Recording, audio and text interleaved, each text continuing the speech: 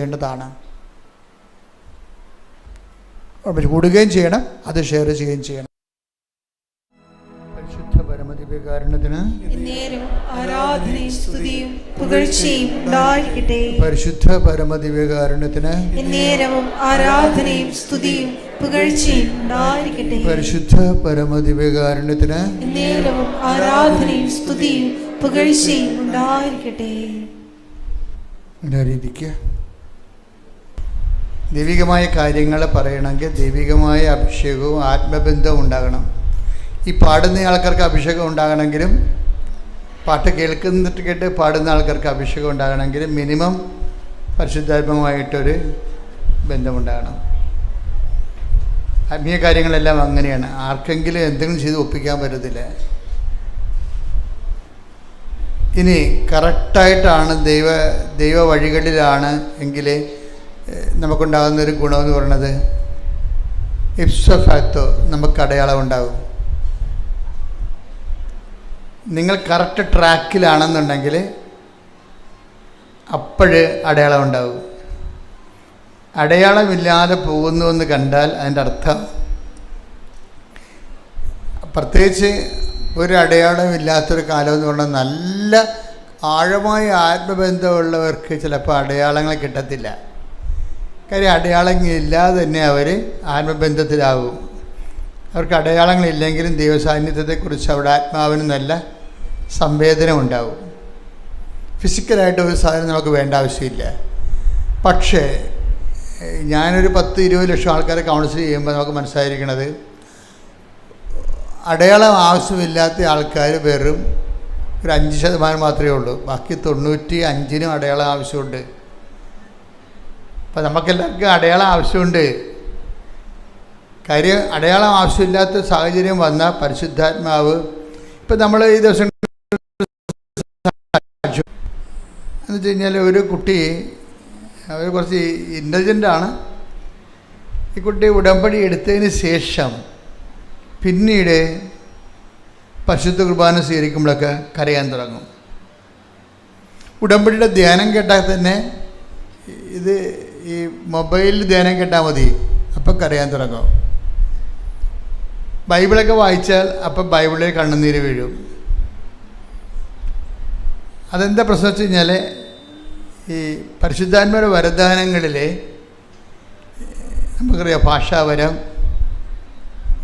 ഭാഷാവരം, അതുപോലെ തന്നെ രോഗശാന്തി വരം, വിശ്വാസവരം, നമുക്ക് ദൈവത്തിൽ നിന്ന് കിട്ടുന്നതെല്ലാം നമ്മൾക്ക് കിട്ടുന്ന വരങ്ങളെന്ന് പറയണത് ബിബ്ലിക്കൽ ആയിട്ടുള്ള ഗിഫ്റ്റുകൾ. അതിന് ഗ്രേസ് എന്നല്ല പറഞ്ഞത്, ഗിഫ്റ്റ് എന്നാണ് പറയണത്. പരിശുദ്ധാത്മാവിൻ്റെ വരങ്ങളെ gift of the holy spirit എന്നാണ് പറയണത്. മലയാളത്തിൽ തർജ്ജമ ചെയ്തിരിക്കുന്നത് സമ്മാനമൊന്നല്ല, ദാനമൊന്നല്ല, മറിച്ച് വരങ്ങളും ദാനങ്ങളും നമ്മൾ പറയും. പൊതുവെ രണ്ടും കൂടി കൂട്ടിച്ചേർത്ത് പറയും. പക്ഷേ ഇംഗ്ലീഷിൽ ഗിഫ്റ്റ് എന്ന് പറയും. എന്നുവെച്ചാൽ വരം, അതായത് പരിശുദ്ധാത്മാവ് ഭാഷാവരത്തോടെ സംസാരിക്കാൻ കഴിയുന്നത് ഗിഫ്റ്റാണ്. അത് ഗിഫ്റ്റ് ഓഫ് ടങ് എന്ന് പറയും, നാവിൻ്റെ വരമെന്ന് പറയും. നമ്മൾ പ്രാർത്ഥിച്ച് വരുമ്പോൾ പെട്ടെന്ന് പ്രാർത്ഥനയുടെ കൺട്രോൾ പോകും. എന്നിട്ട് പരിശുദ്ധാത്മാവ് നമ്മളിലൂടെ ലല്ലബീസ് പറയാൻ തുടങ്ങും. എന്ന് വെച്ച് കഴിഞ്ഞാൽ നമ്മുടെ ഭാഷയ്ക്ക് പരിചയമില്ലാത്ത റിദ്ധമാറ്റിക്, ചിലപ്പോൾ നോൺ റിദ്ധമാറ്റിക് ആയിട്ടുള്ള സ്വരങ്ങൾ പുറപ്പെടുവിക്കും. പക്ഷെ അതിൻ്റെ ഒരു പ്രോബ്ലം എന്ന് പറയണത്, അതിന് അടുത്ത് പൗരസപ്പോസം പറയും, അങ്ങനെ ഒരു ആർക്കെങ്കിലും ഗിഫ്റ്റ് ഓഫ് ടങ് കിട്ടിയാൽ അത് ജനങ്ങൾക്ക് കർത്താവ് അതിലൂടെ കമ്മ്യൂണിക്കേറ്റ് ചെയ്യുന്നുണ്ട്. അതുകൊണ്ട് അടുത്തിരിക്കുന്ന ആളിനത് വ്യാഖ്യാനിക്കാനുള്ള വരം ഉണ്ടാവും. അപ്പോൾ അയാളത് പറയണം. വ്യാഖ്യാനിക്കാൻ വരമില്ല ഉള്ള ആരും ആ കമ്മ്യൂണിറ്റിയിൽ ഇല്ലെങ്കിൽ ഭാഷാവരക്കാരൻ നാവടക്കി ഇരിക്കുകയാണ് നല്ലതെന്ന് പറയും. അല്ല, പൗരസപ്പോസിൻ്റെ കൊറിന്ത്യസ് ലേഖനത്തിലുള്ളതാണ്. അവൻ്റെ ഗിഫ്റ്റ് ഓഫ് ദി ടങ് പോലെ തന്നെയാണ് അത്. നമുക്ക് വിശ്വാസവരം, ഫെയ്ത്ത് ഗിഫ്റ്റായിട്ട് കിട്ടും. നമ്മൾക്ക് ഫെയ്ത്ത് മെക്കാനിക്കലായിട്ട് കിട്ടുന്നുണ്ട്. ഫെയ്ത്ത് 2-3 തരത്തിലാണ് നമുക്ക് ഫെയ്ത്ത് വരണത്. വിശ്വാസം കേൾവി എന്ന് വരും, അല്ലേ? കേൾവി യേശുക്രിസ്തുവിനെ കുറിച്ചുള്ള പ്രസംഗങ്ങളിൽ നിന്ന് വരും. അതൊരു വരവാണ്. വിശ്വാസം വിശ്വാസം എങ്ങനെ വരുന്നു, നമ്മളിലേക്ക് എങ്ങനെയാണ് വരണത്? വിശ്വാസം നമ്മളിലേക്ക് എങ്ങനെ വരണത്? ഒന്നെങ്ങനെ വരണത്? വിശ്വാസം കേൾവിയിൽ നിന്ന്. പിന്നെന്താണ്? കേൾവി യേശുക്രിസ്തുവിനെ കുറിച്ചുള്ള അറിവിൽ നിന്ന് അല്ലെങ്കിൽ പ്രസംഗത്തിൽ നിന്ന് ആണ് വിശ്വാസം വരണത്. ഇനി വിശ്വാസം ഗിഫ്റ്റായിട്ട് വരും. കാരണം ഇതൊരു പ്രാഥമിക, ഇപ്പം നമ്മൾ ഒരു 10ാം ക്ലാസ് വരെയൊക്കെ പഠിക്കണ പോലെ തന്നെയാണ് വിശ്വാസം കേൾവിയിൽ നിന്ന്, കേൾവി യേശുക്രിസ്തുവിനെ കുറിച്ചുള്ള അറിവിൽ നിന്ന്. ഇങ്ങനെ ബൈബിൾ വായിക്കുകയും ബൈബിൾ പ്രസംഗം കേൾക്കുകയും ചെയ്യുന്നതനുസരിച്ച് കൊണ്ട് നമുക്കൊരു വിശ്വാസം നമ്മൾ രൂപപ്പെട്ട് പതുക്കെ വരും. ഭയങ്കര സ്ലോ പ്രോസസ്സാണ് വിശ്വാസം. കേൾവിയിൽ നിന്ന് വരുന്നത് സ്ലോ പ്രോസസ്സാണ്. പക്ഷേ ഉള്ളത് ഉരുക്കായിട്ട് നല്ല ബലമായിട്ടിരിക്കും. അതാണ് ആ വിശ്വാസത്തിൻ്റെ പ്രശ്നം. അതായത് വിശ്വാസം കേൾവിയിൽ നിന്ന് വരണത്. ഇനി ഈ വിശ്വാസം തന്നെ ഗിഫ്റ്റായിട്ട് കിട്ടും. ഗിഫ്റ്റായിട്ട് കിട്ടുമെന്ന് വെച്ച് കഴിഞ്ഞാൽ കുറച്ച് നമ്മൾ വിശ്വസിച്ച് നിൽക്കുന്നു. വിശ്വാസത്തിന് വലിയ ഗ്രോത്തൊന്നുമില്ല. പക്ഷെ നമുക്ക് ഭയങ്കരമായ ആഗ്രഹമാണ് വിശ്വാസത്തിൽ വളർന്നേ പറ്റത്തുള്ളൂ. കർത്താവ്, കാര്യം വിശ്വാസം കൊണ്ടാണല്ലോ നീതിമാൻ ജീവിക്കണത്, ഇല്ലേ? ഇപ്പം ഹെബ്രായർ 11:1 എടുത്തേ. വിശ്വാസം എന്നത് വിശ്വാസം എന്നത് പ്രത്യാശിക്കുന്നവ ലഭിക്കുമെന്ന ഉറപ്പും കാണപ്പെടാത്തവ ഉണ്ട് എന്ന ബോധ്യവുമാണ്. അപ്പോഴേ ഇത് ഒരു 1ാം ക്ലാസ് മുതൽ 4ാം ക്ലാസ് വരെയുള്ള വിശ്വാസത്തിൻ്റെ പ്രഥമ പാഠങ്ങളാണ്. ഈ വിശ്വാസത്തിൻ്റെ പ്രഥമ പാഠങ്ങൾ കഴിഞ്ഞാൽ പിന്നീട് എന്താണ്? ബൈബിൾ പിന്നെയും പറയും വിശ്വാസത്തിൻ്റെ പ്രഥമ പാഠങ്ങൾ തന്നെ നിങ്ങൾ കിടക്കരുത്. വിശ്വാസത്തിൻ്റെ പ്രഥമ പാഠങ്ങൾ കടന്ന് നമുക്ക് പക്വതയിലേക്ക് വളരാം, അല്ലേ? ഹെബ്രായർ 6:5 വിശ്വാസത്തിന്റെ പ്രഥമ പാഠങ്ങൾ. ശ്രുതികട ഹല്ലേലൂയ. 6:1 അതിനാൽ ക്രിസ്തുവിന്റെ വചനത്തിന്റെ പ്രഥമ പാഠങ്ങൾ പിന്നിട്ട് നമുക്ക് പക്വതയിലേക്ക് വളരാം. ഇതാണ് ഞാൻ പറയണത് എപ്പോഴും. അതായത് വിശ്വാസം എന്ന് പറയണത് ഈ ക്രൊണോളജിക്കൽ ഗ്രോത്ത്. നമുക്ക് ശരീരം വളരുന്നു. നിനക്ക് 25 വയസ്സുണ്ട്, ഓക്കെ. പക്ഷേ നീ ആത്മീയതയിൽ തോറ്റ കക്ഷിയാണോ ജയിച്ച കക്ഷിയാണോ എന്ന് അറിയണമെങ്കിൽ 25 വയസ്സിൻ്റെ ലെവല്, ഫെയ്ത്ത് ലെവൽ ഉണ്ടാകണം. 25 വയസ്സിൻ്റെ ഫെയ്ത്ത് ലെവൽ ഉണ്ടാകണം. ചില ആൾക്കാർക്ക് ഇത് എടുത്താൽ പൊങ്ങാത്തതിൻ്റെ കാരണം ഇവരുടെ ഫെയ്ത്ത് ലെവൽ താഴെയാണ്. അവരുടെ പ്രായത്തിനൊത്ത വിശ്വാസമില്ല. ചിലപ്പോൾ വയസ്സ് 70 ഉണ്ടാകും, വിശ്വാസം ചിലപ്പോൾ 7 വയസ്സുകാരൻ്റെതായിരിക്കും. കാര്യം ഇതിന് മെയിൻ്റെനൻസ് ആവശ്യമായൊരു വിഷയമാണ്. അതുകൊണ്ട് 10:17 റോമ 10:17 ആകയാൽ വിശ്വാസം കേൾവിയിൽ നിന്നും കേൾവി ക്രിസ്തുവിനെ പറ്റിയുള്ള പ്രസംഗത്തിൽ നിന്നുമാണ്. ഈ ക്രിസ്തുവിന് വിശ്വാസം വളരണമെങ്കിൽ നമുക്ക് പല വിശ്വാസം ഉണ്ടാവും, അല്ലേ? അമേരിക്കയും ഇപ്പോൾ ഇറാനും ഇസ്രായേലും തമ്മിൽ യുദ്ധം ചെയ്യുന്നു. ചിലർ വിശ്വസിക്കണത് ഇറാൻ ജയിക്കുമെന്ന്, ചില ആൾക്കാർ വിശ്വസിക്കണത് ഇസ്രായേൽ ജയിക്കുമെന്ന്. അങ്ങനെയൊക്കെ മനുഷ്യന്മാർക്ക് പല പല വിശ്വാസം ഉണ്ടാവും. പക്ഷേ ദൈവികമായ ഫെയ്ത്ത് എന്ന് പറയുന്നത് ക്രിസ്തുവിനെ കേന്ദ്രീകരിച്ചാണ് വരണത്. ക്രിസ്തുവിന് നിനക്കുള്ള അറിവാണ് നിൻ്റെ അനുഭവങ്ങളുടെ അനുപാതത്തെ നിശ്ചയിക്കുന്നത്. ക്രിസ്തുവിന് നിനക്കുള്ള അറിവ് ആണ്. അപ്പോൾ എപ്പോഴും നമുക്ക് ഈ പരിശുദ്ധാത്മാവിനോട് നമ്മൾ ചോദിക്കുമ്പോൾ, നിങ്ങൾ ഉടമ്പടി എടുക്കുമ്പോൾ നിയോഗങ്ങളൊക്കെ ഇതില്ലേ, അപ്പോൾ ഇത് പുതുക്കുമ്പോഴെങ്കിലും നിങ്ങൾ ശ്രദ്ധിക്കണം. പരിശുദ്ധാത്മാവിനോട് ചോദിക്കണത്, ഇപ്പം നമ്മൾ പരിശുദ്ധാത്മാവിന് വേണമെന്ന് പറയണത്, പരിശുദ്ധാത്മാവിൻ്റെ ദാനങ്ങൾ 7 7ഒന്നുമല്ല, 10, 70, 70,000 ഒക്കെ ഉണ്ട്. പക്ഷെ നമ്മളതിനൊരു ഒരു കാറ്റഗറിക്കൽ ചെയ്യാൻ വേണ്ടിയാണ് നമ്മൾ 7 പറയണത്. 7 പറഞ്ഞാൽ എല്ലാം ബൈബിൾ പഠിക്കണത്. 7 ദിവസം ദൈവം സൃഷ്ടിച്ചത്, ഉദാശകൾ 7. അങ്ങനെ എന്താ കാര്യത്തിൽ 7 ഒരു പൂർണ്ണമായ നമ്പർ ആയതുകൊണ്ടും ബിബ്ലിക്കൽ റെവലേഷൻ്റെ ഭാഗമായതുകൊണ്ടുമാണ്. അപ്പോൾ ഈ വിശ്വാസം, ഇപ്പോൾ 7 ദാനങ്ങളെന്ന് പറയുമ്പോൾ 70 ദാനങ്ങളും 700, 7000 ദാനങ്ങളുണ്ട്. അത് നമ്മൾ വളരുന്നതനുസരിച്ച്. പക്ഷേ ബേസിക്കായിട്ട് ഈ ദാനങ്ങളുടെ വേഷപ്പകർച്ചകളോ അല്ലെങ്കിൽ വളർച്ചാരൂപങ്ങളോ ഒക്കെ ആയിരിക്കും മറ്റു ദാനങ്ങളെന്ന് പറയണത്. അപ്പോൾ ഈ യേശുക്രിസ്തുവിൽ ഇപ്പം നിങ്ങൾ ഒരു സബ്ജക്റ്റ് നിങ്ങളിപ്പോൾ ഉടമ്പടി ചെയ്യുന്ന നമ്മളെല്ലാവരും ഭൗതികമായ വിഷയങ്ങളാണ് വെച്ചിരിക്കുന്നത്. ചിലർ വസ്തു വയ്ക്കാൻ വയ്ക്കും, അല്ലേ? ചില ആൾക്കാർ കല്യാണം കഴിക്കാൻ വേണ്ടി ഉടമ്പടി ചെയ്യും, ചിലർ പരീക്ഷ ജയിക്കാൻ വേണ്ടി ഉടമ്പടി ചെയ്യും, ചിലർ കേസ് മാറാൻ വേണ്ടി ഉടമ്പടി ചെയ്യും. ഓക്കെ, ഇതെല്ലാം നമുക്ക് ആവശ്യമാണ്. ഇത് വെള്ളം പോലെ ഇരിക്കും സംഭവം. വിഷയങ്ങളെല്ലാം വെള്ളം പോലെയാണ്. വള്ളം ഇങ്ങനെ പോകണമെന്നുണ്ടെങ്കിൽ എന്ത് വേണം? വെള്ളം വേണം, അല്ലേ? വള്ളം ഇങ്ങനെ പോകണമെന്നുണ്ടെങ്കിൽ വെള്ളം വേണം. വിശ്വാസം വളരണമെങ്കിൽ വിഷയങ്ങൾ വേണം. അപ്പം നമ്മളെ സംബന്ധിച്ച് പറഞ്ഞാൽ മനസ്സിലാകുന്നില്ലേ? വിശ്വാസം വളരണമെന്നുണ്ടെങ്കിൽ വിഷയങ്ങൾ വേണം, ജീവിത വിഷയങ്ങൾ വേണം. ഒരു വിഷയമില്ല എന്നുണ്ടെങ്കിൽ നമുക്ക് വിശ്വാസം വളർത്തിയെടുക്കാൻ, ഇപ്പം നമ്മൾ കളർ എന്ന് പറയണത് നിറം. വാട്ട് ഈസ് കളർ എന്ന് പറഞ്ഞു കഴിഞ്ഞാൽ നമ്മൾ നീല പച്ച എന്നൊക്കെ പറയുമ്പോൾ അതിൻ്റെ പേരല്ലേ. What is colour? ഇന്ന് നമുക്ക് അത് ശരിക്കും പറഞ്ഞാൽ അത് ഫിസിക്സിൻ്റെ സബ്ജക്റ്റാണോ കെമിസ്ട്രിയുടെ സബ്ജക്റ്റാണോ? രണ്ടും അതിൻ്റെ അകത്തുണ്ട്. കെമിസ്ട്രിയുടെ കണ്ടൻറ്റും ഉണ്ട്, ഫിസിക്സിൻ്റെ കണ്ടൻറ്റും കളറിലുണ്ട്. പക്ഷേ കളർ എന്താണെന്ന് ആർക്കും അറിയത്തില്ല. കളറ് പച്ചയെന്ന് പറയുമ്പോൾ നമ്മളതിൻ്റെ ഇൻറ്റൻസിറ്റി, നമ്മളെ ഒരു കണ്ണ് ഒരു വസ്തുവിനെ സംവേദനമാക്കുമ്പോഴുണ്ടാകുന്ന ഡിസ്റ്റൻസ് അനുസരിച്ചുള്ള ഇൻറ്റൻസിറ്റിയിലുണ്ടാകുന്ന അനുഭവ തലങ്ങളെയാണ് കളർ എന്ന് പറയണത്. പക്ഷേ നമ്മൾ ബൈബിൾ ബ്രൗൺ കളർ എന്നല്ല പറയണത്.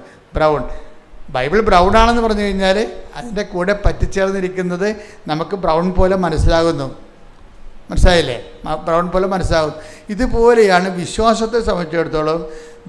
വിശ്വാസം പലപ്പോഴും സാധാരണ മനുഷ്യർക്ക് വിഷയബന്ധിയാണ്. ഒരു വിഷയം എന്താണ്? ഒരു വിഷയം, നമ്മൾ പരീക്ഷ, അല്ലെങ്കിൽ കല്യാണം, അല്ലെങ്കിൽ മക്കളില്ല എന്നിപ്പോൾ കഴിഞ്ഞ ദിവസം കൊണ്ട് ഒരു സാക്ഷ്യം എന്ന് പറയുന്നത് വിശ്വാസം കാണപ്പെടാത്തതുണ്ട് എന്നുള്ളതാണ്, അല്ലേ? നമ്മൾ വായിച്ചില്ലേ? ഹെബ്രായർ എന്താ പറഞ്ഞത്? ഹെബ്രായർ 11:1 എന്താ പറഞ്ഞത്? വിശ്വാസം പറഞ്ഞ് വിശ്വാസം കാണപ്പെടാത്തത് ഉണ്ട്. പിന്നെ എന്താണ്? പ്രത്യാശിക്കുന്നവ ലഭിക്കുമെന്നുള്ള ഉറപ്പാണ്. അപ്പം കാണപ്പെടാത്ത സാധനത്തിനെ കാണപ്പെടുന്ന പരുവത്തിലേക്ക് മാറ്റിയെടുക്കുന്നതിന് ഉപയോഗിക്കുന്ന പവറാണ് വിശ്വാസം എന്ന് പറയണത്. കാണപ്പെടുന്നില്ല, ആ സംഭവമില്ല. കഴിഞ്ഞ ദിവസങ്ങളിൽ ഒരു സാക്ഷിയോടെ പറഞ്ഞത് ഒരു കുഞ്ഞിനെ, അത് 14 വയസ്സായി, 14 വയസ്സായിട്ടും ഗർഭപാത്രമില്ല. അപ്പം അമ്മയ്ക്ക് ഭയങ്കര കരച്ചിൽ. കാര്യം എന്താ? ഗർഭപാത്രം ഇല്ലെങ്കിൽ ഉള്ള അവസ്ഥ എന്താ? ഇങ്ങനെ നമുക്ക് സങ്കീർണങ്ങളും മനസ്സിലാക്കാൻ പറ്റാത്തവരുടെ ജീവിത അനുഭവ തലങ്ങൾ നിൽക്കുമ്പോൾ വിശ്വാസമാണ് നമുക്ക് ആശ്വാസം നൽകണത്. എന്താണ് വിശ്വാസം? നമ്മൾ എന്ത് പറയും? കാണപ്പെടാത്തത് ഉണ്ട്. ഉണ്ട്. പിന്നെന്താണ്? പ്രത്യാശിക്കുന്നവ ലഭിക്കും. വിശ്വാസത്തിൻ്റെ റോൾ എന്താ? What is the role of faith? അത് കാണപ്പെടാത്തത് ഉണ്ട്. നമ്മളെ സംബന്ധിച്ചിടത്തോളം നമുക്ക് വേണ്ട പല സാധനങ്ങളും കൺമുമ്പിലില്ല. ഈ കൊടുത്ത പോയിന്റ്, നമുക്ക് വേണ്ട പല സാധനങ്ങളും കൺമുമ്പിലില്ല.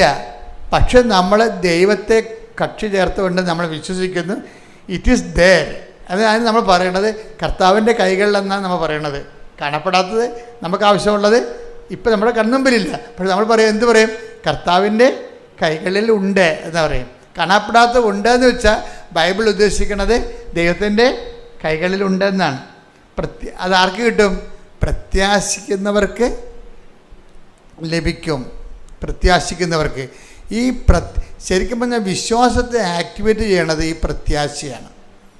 നമ്മൾ ഉടമ്പടി ചെയ്യണമെന്ന് വെച്ച് കഴിഞ്ഞാൽ നമ്മളെ പ്രത്യാശയെയും വിശ്വാസത്തെയും മെറ്റീരിയലൈസ് ചെയ്യാൻ വേണ്ടിയുള്ള എഫിഷ്യൻസിയാണ് ഉടമ്പടി കാഴ്ചവെക്കുന്നത്. അത് ഞാൻ വളരെ ലളിതമായിട്ട് പറയാം. ബുദ്ധിയുള്ളവരും കുറച്ചുകൂടി വിദ്യാഭ്യാസം കൂടുതലുള്ളവരും അച്ഛൻ ആദ്യം പറഞ്ഞ ഫോളോ ചെയ്യണം. രണ്ടാമത് പറയണത് അതിൽ താഴെ ഗ്രാസ്പിംഗ് പവർ ഉള്ളവർക്കാണ്. എന്ന് വെച്ച് കഴിഞ്ഞാൽ ഈ വിഷയത്തെ സംബന്ധിച്ചിടത്തോളം വിശ്വാസം എന്നത് കാണപ്പെടാത്തതുണ്ട്. നമ്മുടെ കയ്യിലില്ല, പക്ഷേ കർത്താവിൻ്റെ കയ്യിലത് ഉണ്ട്, അല്ലേ? ഇനി എന്ത് ചെയ്യണം? വിശ്വാസം എന്നത് കാണപ്പെടാത്തതുണ്ട്, പ്രത്യാശിക്കുന്നവ ലഭിക്കുമെന്നുള്ള ഉറപ്പ്. ഈ പ്രത്യാശ ആരിലാണ്? ദൈവത്തിലാണ് പ്രത്യാശിക്കുന്നത്. ഈ പ്രത്യാശയ്ക്ക് നമ്മൾ ഇൻവെസ്റ്റ് ചെയ്യണത് എന്താണ്? നമ്മുടെ പ്രത്യാശയുടെ പ്രകടിപ്പിക്കുന്നതിന് നമ്മൾ ഉപയോഗിക്കുന്നതാണ് വിശ്വാസം. പിന്നെന്താണ് വിശ്വാസം? അതാണ് ഈ പ്രാർത്ഥന. ഞാൻ ചില പ്രാർത്ഥനക്കാരെ ഞാൻ ശരിക്കും വഴക്കിടും. എന്താ കാര്യം? അവർ 60 വർഷമായാലും പ്രാർത്ഥന തന്നെയാണ് ഇൻസ്ട്രുമെൻ്റായിട്ട് കൊണ്ടു നടക്കുന്നത്. 60 വർഷമായാലും അവർക്ക് പ്രാർത്ഥന, അവർക്കതേ അറിയാൻ പാടുള്ളത്. പക്ഷെ ഒരു മേജർ സബ്ജക്റ്റിനെ അഡ്രസ്സ് ചെയ്യാൻ പ്രാർത്ഥന ചിലപ്പോൾ പരാജയമായിരിക്കും. എന്താ കാര്യം? പ്രാർത്ഥന വർക്കൗട്ട് ചെയ്യേണ്ടത് വിശ്വാസത്തിലാണ്. അത് ദൈവിക പുണ്യത്തിൻ്റെ ആദ്യ ഭാഗമേ ആകുന്നുള്ളൂ. രണ്ടാം ഭാഗം എന്താണ്? പ്രത്യാശയാണ്. മൂന്നാം ഭാഗം എന്താണ്?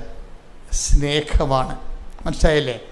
ഈ എപ്പോഴും നമ്മൾ ശ്രദ്ധിക്കേണ്ടത് സ്നേഹം,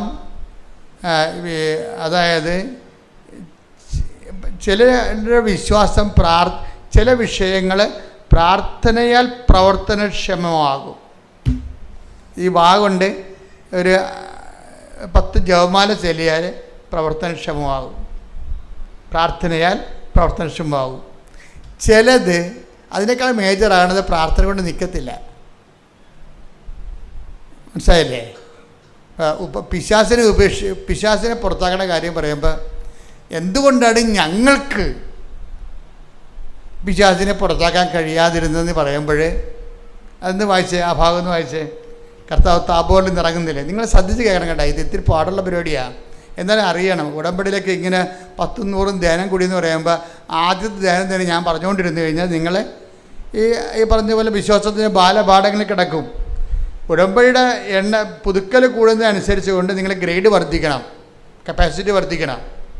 യേശുവിനെ സമീപിച്ച് ചോദിച്ചു, എന്തുകൊണ്ടാണ് അതിനെ ബഹിഷ്കരിക്കാൻ ഞങ്ങൾക്ക് കഴിയാതെ പോയത്? യേശു പറഞ്ഞു. ഇത് കണ്ടല്ലേ ഇതിന്റെ പോക്ക് കണ്ടല്ലേ? അപ്പൊ കഴിയാത്ത കാര്യങ്ങൾ അപ്പോസ്തലന്മാർക്ക് വരെ ഉണ്ടെന്നർത്ഥം. അപ്പം നിങ്ങൾക്ക് കഴിയണില്ലെന്ന് പറഞ്ഞാൽ അതിൻ്റെ അത് കാര്യമൊന്നുമില്ല. അപ്പോൾ കർത്താവിൻ്റെ കൂടെ നടന്നിട്ട് പോലും ചില കാര്യങ്ങൾ ചെയ്യാൻ അപ്പോസ്തലന്മാർക്ക് കഴിവില്ല. എന്തുകൊണ്ടാണ് കാര്യം?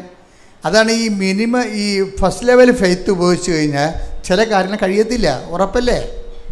ഫസ്റ്റ് ലെവൽ ഫെയ്ത്ത് ഉപയോഗിച്ചാൽ ചില കാര്യങ്ങൾ അപ്പോസ്തലന്മാർക്ക് പോലും കഴിയത്തില്ല. എന്നിട്ട് ഈശോ പറയും, നിങ്ങളെ ഇങ്ങനെയുള്ള ഇതിൻ്റെ ഗ്രേഡ് കൂടിയ സംഭവമാണ്. ഈ ഗ്രേഡ് കൂടിയ സംഭവങ്ങളെ അഭിമുഖീകരിക്കുമ്പോൾ നിങ്ങളുടെ വിശ്വാസം പോരാതെ വരും. പിന്നെ എന്ത് ചെയ്യണം? പ്രാർത്ഥന വേണം. പിന്നെ എന്ത് ചെയ്യണം? ചിലത് പ്രാർത്ഥന കൊണ്ടും ശരിയാകത്തില്ല. എന്താ കാര്യം?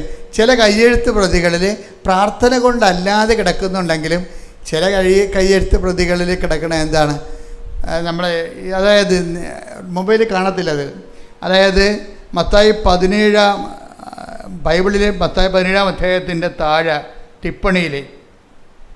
ടിപ്പണിയിലുണ്ട്, അതായത് ഫുഡ് നോട്ടിലുണ്ട്. എന്താ പറഞ്ഞിരിക്കുന്നത്? ചില കയ്യെഴുത്ത് പ്രതികളിൽ 17 അധ്യായം 21 വാക്യമായി പ്രാർത്ഥനയും ഉപവാസവും വഴി അല്ലാതെ ഈ വർഗത്തെ പുറത്താക്കാനാവില്ല എന്ന് ചേർത്ത് കാണുന്നു. Praise the Lord. ചില ബന്ധനങ്ങൾ അഴിക്കണമെങ്കിൽ പ്രാർത്ഥന മാത്രം പോരാ, പിന്നെന്ത് വേണം? ഉപവാസം വേണം. മനസ്സിലായില്ലേ? അതാണ് ഈ ഉടമ്പടിയിൽ ഉപവാസം ചേർത്തിരിക്കുന്ന കാര്യം. മേജർ കാര്യങ്ങളെ പൊക്കിയെടുക്കാൻ വേണ്ടിയാണ്, ബലം കിട്ടാൻ വേണ്ടിയാണ്. ഇപ്പം 5 കിലോ പൊക്കണമെങ്കിലും 10 കിലോ പൊക്കണമെങ്കിലും ഒരേ ബലം മതിയാണ്. 5ാം ക്ലാസ്സുകാരൻ ചിലപ്പോൾ 5 കിലോ പൊക്കും. പക്ഷേ 5 കിലോ അവന് 10 കിലോ അവന് പൊക്കേണ്ടി വന്നു കഴിഞ്ഞാൽ എന്ത് ചെയ്യും? പൊക്കത്തില്ല. അപ്പോൾ എന്ത് ചെയ്യും? 10ാം ക്ലാസ്സുകാരൻ അവൻ്റെ ബോഡി വെയിറ്റ് 10ാം ക്ലാസ്സിൻ്റെ ശരീരപ്രകൃതിയുള്ള ആളിന് അത് പൊക്കാം. അപ്പോൾ വിശ്വാസം നമ്മുടെ നമ്മുടെ ശരീരത്തിൻ്റെ വയസ്സ് വളരണ പോലെ വിശ്വാസം വളരണമെന്നുണ്ടാന്ന് നോക്കണം. നമ്മളെപ്പോഴും എൻ്റെ കൂടെ ആപ്പിള്ളി എന്നും പറഞ്ഞുകൊണ്ട് ഒരു ബ്രദറുണ്ടായിരുന്നു.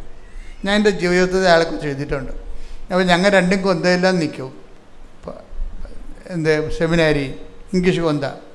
ഇപ്പോൾ കൊന്തയിലുള്ള സമയത്ത് ഈ ആപ്പിളിയുടെ കയ്യിലൊരു കൊന്ത ഉണ്ടാകും, എൻ്റെ കയ്യിലും കൊന്ത ഉണ്ടാകും.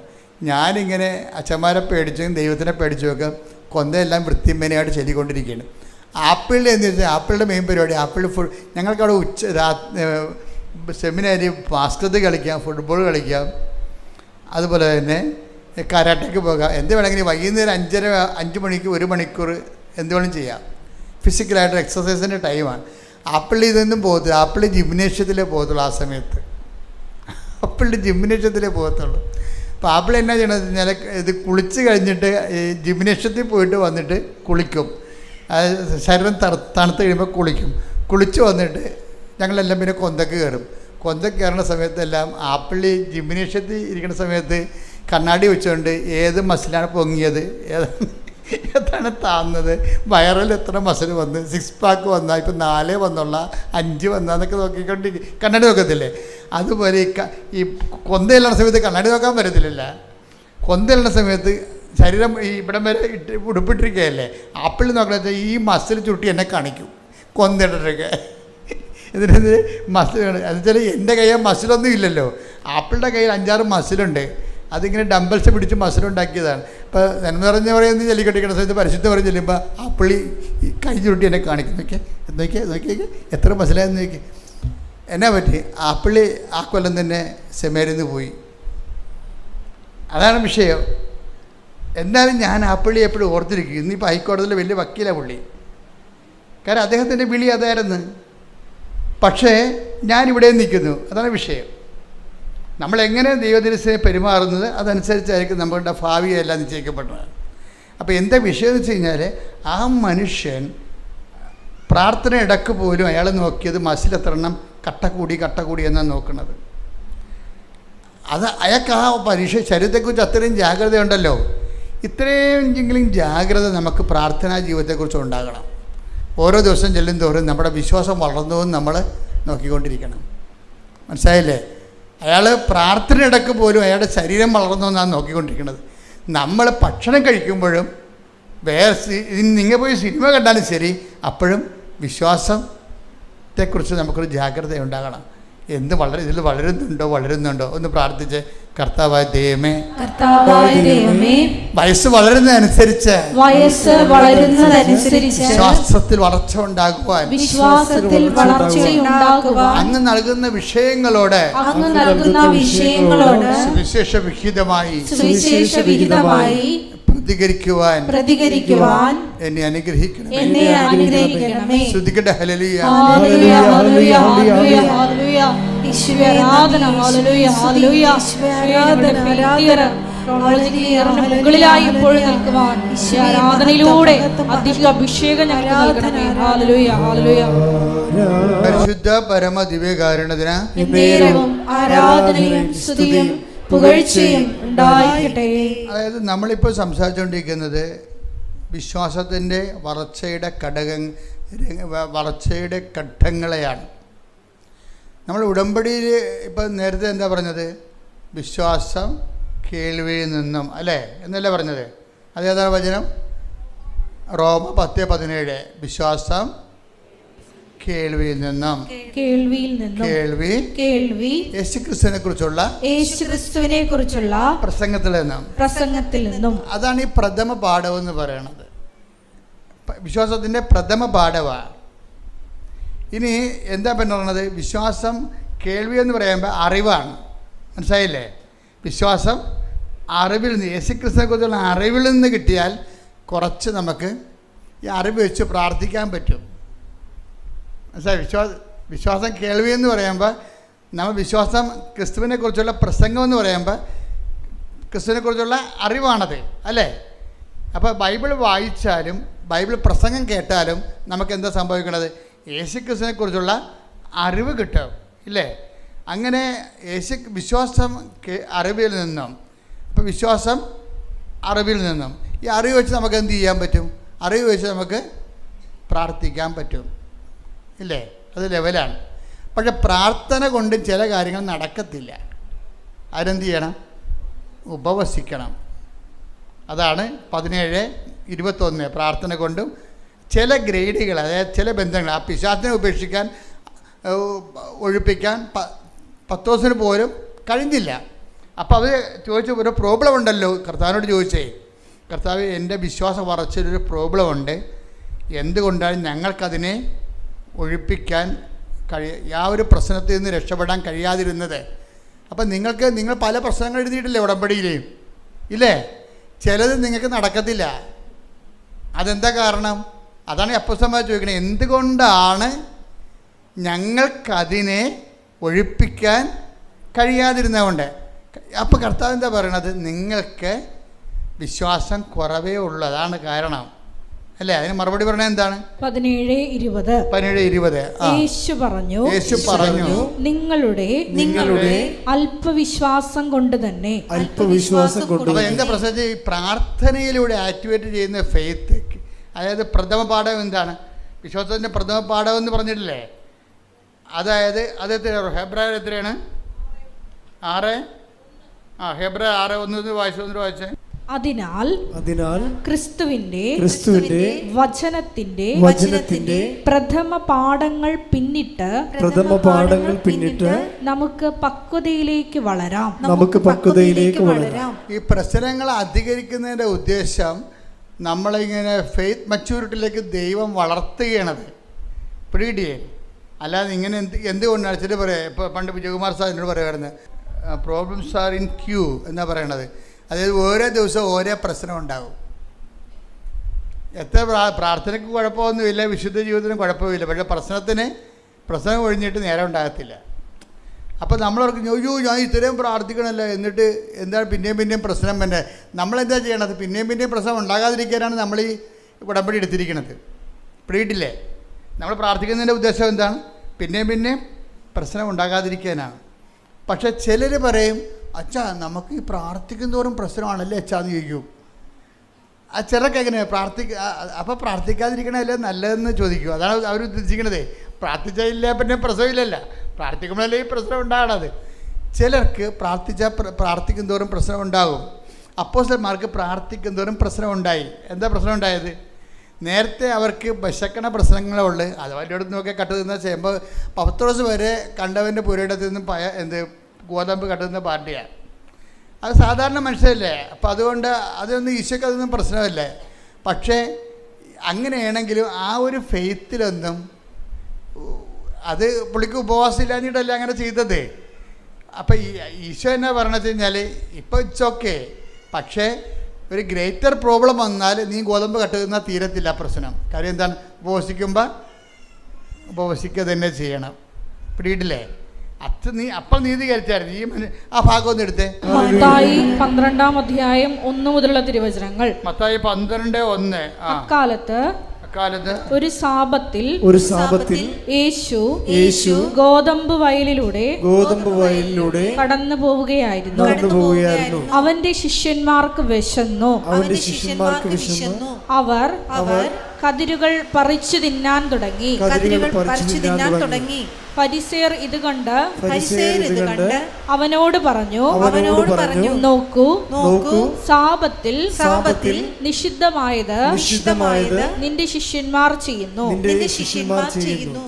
അവൻ പറഞ്ഞു വിശന്നപ്പോൾ ദാവീദും അനുചരന്മാരും എന്താണ് ചെയ്തതെന്ന് നിങ്ങൾ വായിച്ചിട്ടില്ലേ? അവൻ ദൈവഭവനത്തിൽ പ്രവേശിച്ച് പുരോഹിതന്മാർക്കല്ലാതെ തനിക്കോ സഹചരന്മാർക്കോ ഭക്ഷിക്കാൻ അനുവാദമില്ലാത്ത കാഴ്ചയപ്പം ഭക്ഷിച്ചതെങ്ങനെ? അല്ലെങ്കിൽ സാബത്ത് ദിവസം ദേവാലയത്തിലെ പുരോഹിതന്മാർ സാബത്ത് ലംഘിക്കുകയും അതേസമയം കുറ്റമറ്റവരായിരിക്കുകയും ചെയ്യുന്നത് എങ്ങനെയെന്ന് നിങ്ങൾ നിയമത്തിൽ വായിച്ചിട്ടില്ലേ? എന്നാൽ ഞാൻ നിങ്ങളോട് പറയുന്നു, ദേവാലയത്തേക്കാൾ ശ്രേഷ്ഠമായ ഒന്ന് ഇവിടെയുണ്ട്. ഇതിൻ്റെ ഒരു വിഷയം എന്ന് പറഞ്ഞാൽ വളരെ ശ്രദ്ധിച്ചിരിക്കണേ. അതായത് ഇപ്പോഴും ഉപവാസത്തെ ഈശോ കോംപ്രമൈസ് ചെയ്യുകയാണ്. എന്താ കാര്യം? അവർക്ക് വിശന്നു, അവർ ഭക്ഷണം കഴിച്ചു. അവിടെ കയ്യില്ലായിരുന്നു. കണ്ട ഗോതമ്പ് പാടത്തൂടെ പോകുമ്പോൾ അവിടുന്ന് സാപത്തിൽ നിന്ന് പോലും അവർ ഭക്ഷണം എടുത്ത് കഴിച്ചപ്പോൾ കർത്താവ് വിശപ്പിന് പ്രാധാന്യം കൊടുത്ത് ഓക്കെ എന്ന് പറഞ്ഞു. പക്ഷേ ഈ ഉപവാസം ഇല്ല. പക്ഷേ പുള്ളി അവർ ഉപവസിക്കണില്ല. പക്ഷെ ഉപവാസം ഇല്ലാതെ ഇങ്ങനെ തിന്ന് നടന്നാൽ ചില സമയത്ത് അത് ഓക്കെ ആകത്തില്ല. അതുകൊണ്ടാണ് പിശാച് ബാധനെ കൊണ്ടുവരുന്നത്. പിടിയിട്ടില്ലേ? ഈ ഗോതമ്പ് കണ്ടവൻ്റെ വീട്ടിൽ നിന്ന് വരെ ഗോതമ്പും കണ്ടതിൽ നടന്ന പാർട്ടി ഒരു മേജർ പ്രോബ്ലം വന്നാൽ ഇവർ ജപ അടിക്കേണ്ടി വരും. പക്ഷെ അവരെന്നിട്ട് ആ പിശാച് ബാധന ഇവരെ മണ്ണും കുത്തി എറിഞ്ഞിട്ട് ഓടിച്ച് കളഞ്ഞു. ഇവരോടി, പിശാച് ബാധന ഓടിയില്ല, ഇവരോടി. അവർക്ക് വലിയ ക്ഷയമായി. ഉപവാസത്തിൽ നിങ്ങൾ ഉപവാസം ഉടപ്പിയ എപ്പോഴെങ്കിലും നിങ്ങൾക്ക് ക്ഷയമുണ്ടാവും. എന്താ കാര്യം? ഒരു മേജർ പ്രോബ്ലം വരണതിൻ്റെ ഉദ്ദേശം നിങ്ങൾ ഉപവസിച്ച് ബലം പ്രാപിക്കാൻ വേണ്ടിയാണ് വരണത്. അപ്പോൾ അപ്പോസ്തലന്മാർ വന്ന് ചോദിച്ചു. അതെവിടെയാണ് ചോദിച്ചിരിക്കണേ? മത്തായി 17:19. അനന്തരം ശിഷ്യന്മാർ തനിച്ച് യേശുവിനെ സമീപിച്ച് ചോദിച്ചു, എന്തുകൊണ്ടാണ് അതിനെ ബഹിഷ്കരിക്കാൻ ഞങ്ങൾക്ക് കഴിയാതെ പോയത്? യേശു പറഞ്ഞു, നിങ്ങളുടെ അല്പവിശ്വാസം കൊണ്ട് തന്നെ. അപ്പോൾ ഈ ഉപവാസത്തിൽ സ്കൾക്കിങ് ഉണ്ടാക്കുന്നത് എന്തുകൊണ്ടാണ്? അല്പവിശ്വാസമാണെന്ന് മനസ്സിലായില്ലേ? ഇപ്പം ഇതിങ്ങനെയാണ് കർത്താവ് നമ്മളെ പഠിപ്പിക്കുന്നത്. ഇപ്പം നിങ്ങൾ ഉപവസിക്കണില്ല, ഉഴപ്പി. അപ്പോൾ നിങ്ങൾ പറയാൻ ആൾക്ക് 60 വയസ്സായി, എനിക്ക് ഉപവസിക്കേണ്ട കാര്യമില്ലെന്ന് പറയും. പറയാൻ എനിക്ക് രോഗമാണ്, സഭ പറഞ്ഞിട്ടുണ്ട് രോഗികൾക്ക് ഉപവസിക്കേണ്ട കാര്യമില്ലെന്ന്. അപ്പോൾ എന്തെങ്കിലും മുട്ടായി വിത്തിയൊക്കെ എടുത്തിട്ട് മുടന്തന്യായം പറഞ്ഞിട്ട് നമ്മൾ ഉത്തരവാദിത്തം സ്കൾക്ക് ചെയ്യും. അതിൻ്റെ കാര്യം എന്താണ്? എന്തുകൊണ്ടാണ് ചെയ്യാൻ പറ്റാവന്? അല്പവിശ്വാസമാണ്. ചില ഉടമ്പടി എടുക്കുന്നുണ്ട്, പക്ഷെ ഉപവസിക്കണില്ല. അതിൻ്റെ കാര്യം എന്താ? അപ്പോൾ നിങ്ങൾക്ക് മേജർ പ്രോബ്ലത്തെ കൈകാര്യം ചെയ്യാൻ പറ്റത്തില്ല. എന്തുകൊണ്ടാണ് ഞങ്ങൾക്ക് അതിനെ ബഹിഷ്കരിക്കാൻ കഴിയാതിരുന്നത്? ഇപ്പോൾ കർത്താവ് എന്താ പറയണത്? 17:21. അതായത് പ്രാർത്ഥനയും ഉപവാസവും കൊണ്ടല്ലാതെ നിങ്ങൾക്കതിനെ ബഹിഷ്കരിക്കാൻ കഴിയുകയില്ല. അപ്പോൾ ഉപവാസം രംഗത്ത് വന്ന് കർത്താവ് 17 മത്തായി 12 കോംപ്രമൈസ് ചെയ്ത ഉപവാസം ഇപ്പം എന്താണ്? മസ്റ്റായിട്ട് വന്നു. 4ാം ക്ലാസ്സിൽ പഠിക്കേണ്ടെന്ന് പറഞ്ഞ് വിട്ട ലെസനാണ്. പക്ഷേ എപ്പോഴായാലും പഠിക്കാതെ പറ്റത്തില്ല. 10ാം ക്ലാസ് ആയപ്പോൾ ആ ലെസൺ വീണ്ടും ചോദിച്ചു. 4ാം ക്ലാസ് ആയതുകൊണ്ടാണ് അത് പഠിക്കേണ്ടെന്ന് പറഞ്ഞത്. അത് നിനക്ക് തലേ കയറത്തില്ലെന്ന് പറഞ്ഞത്. പക്ഷെ പഠിക്കാതെ മുന്നോട്ട് പോകാൻ പറ്റത്തില്ല.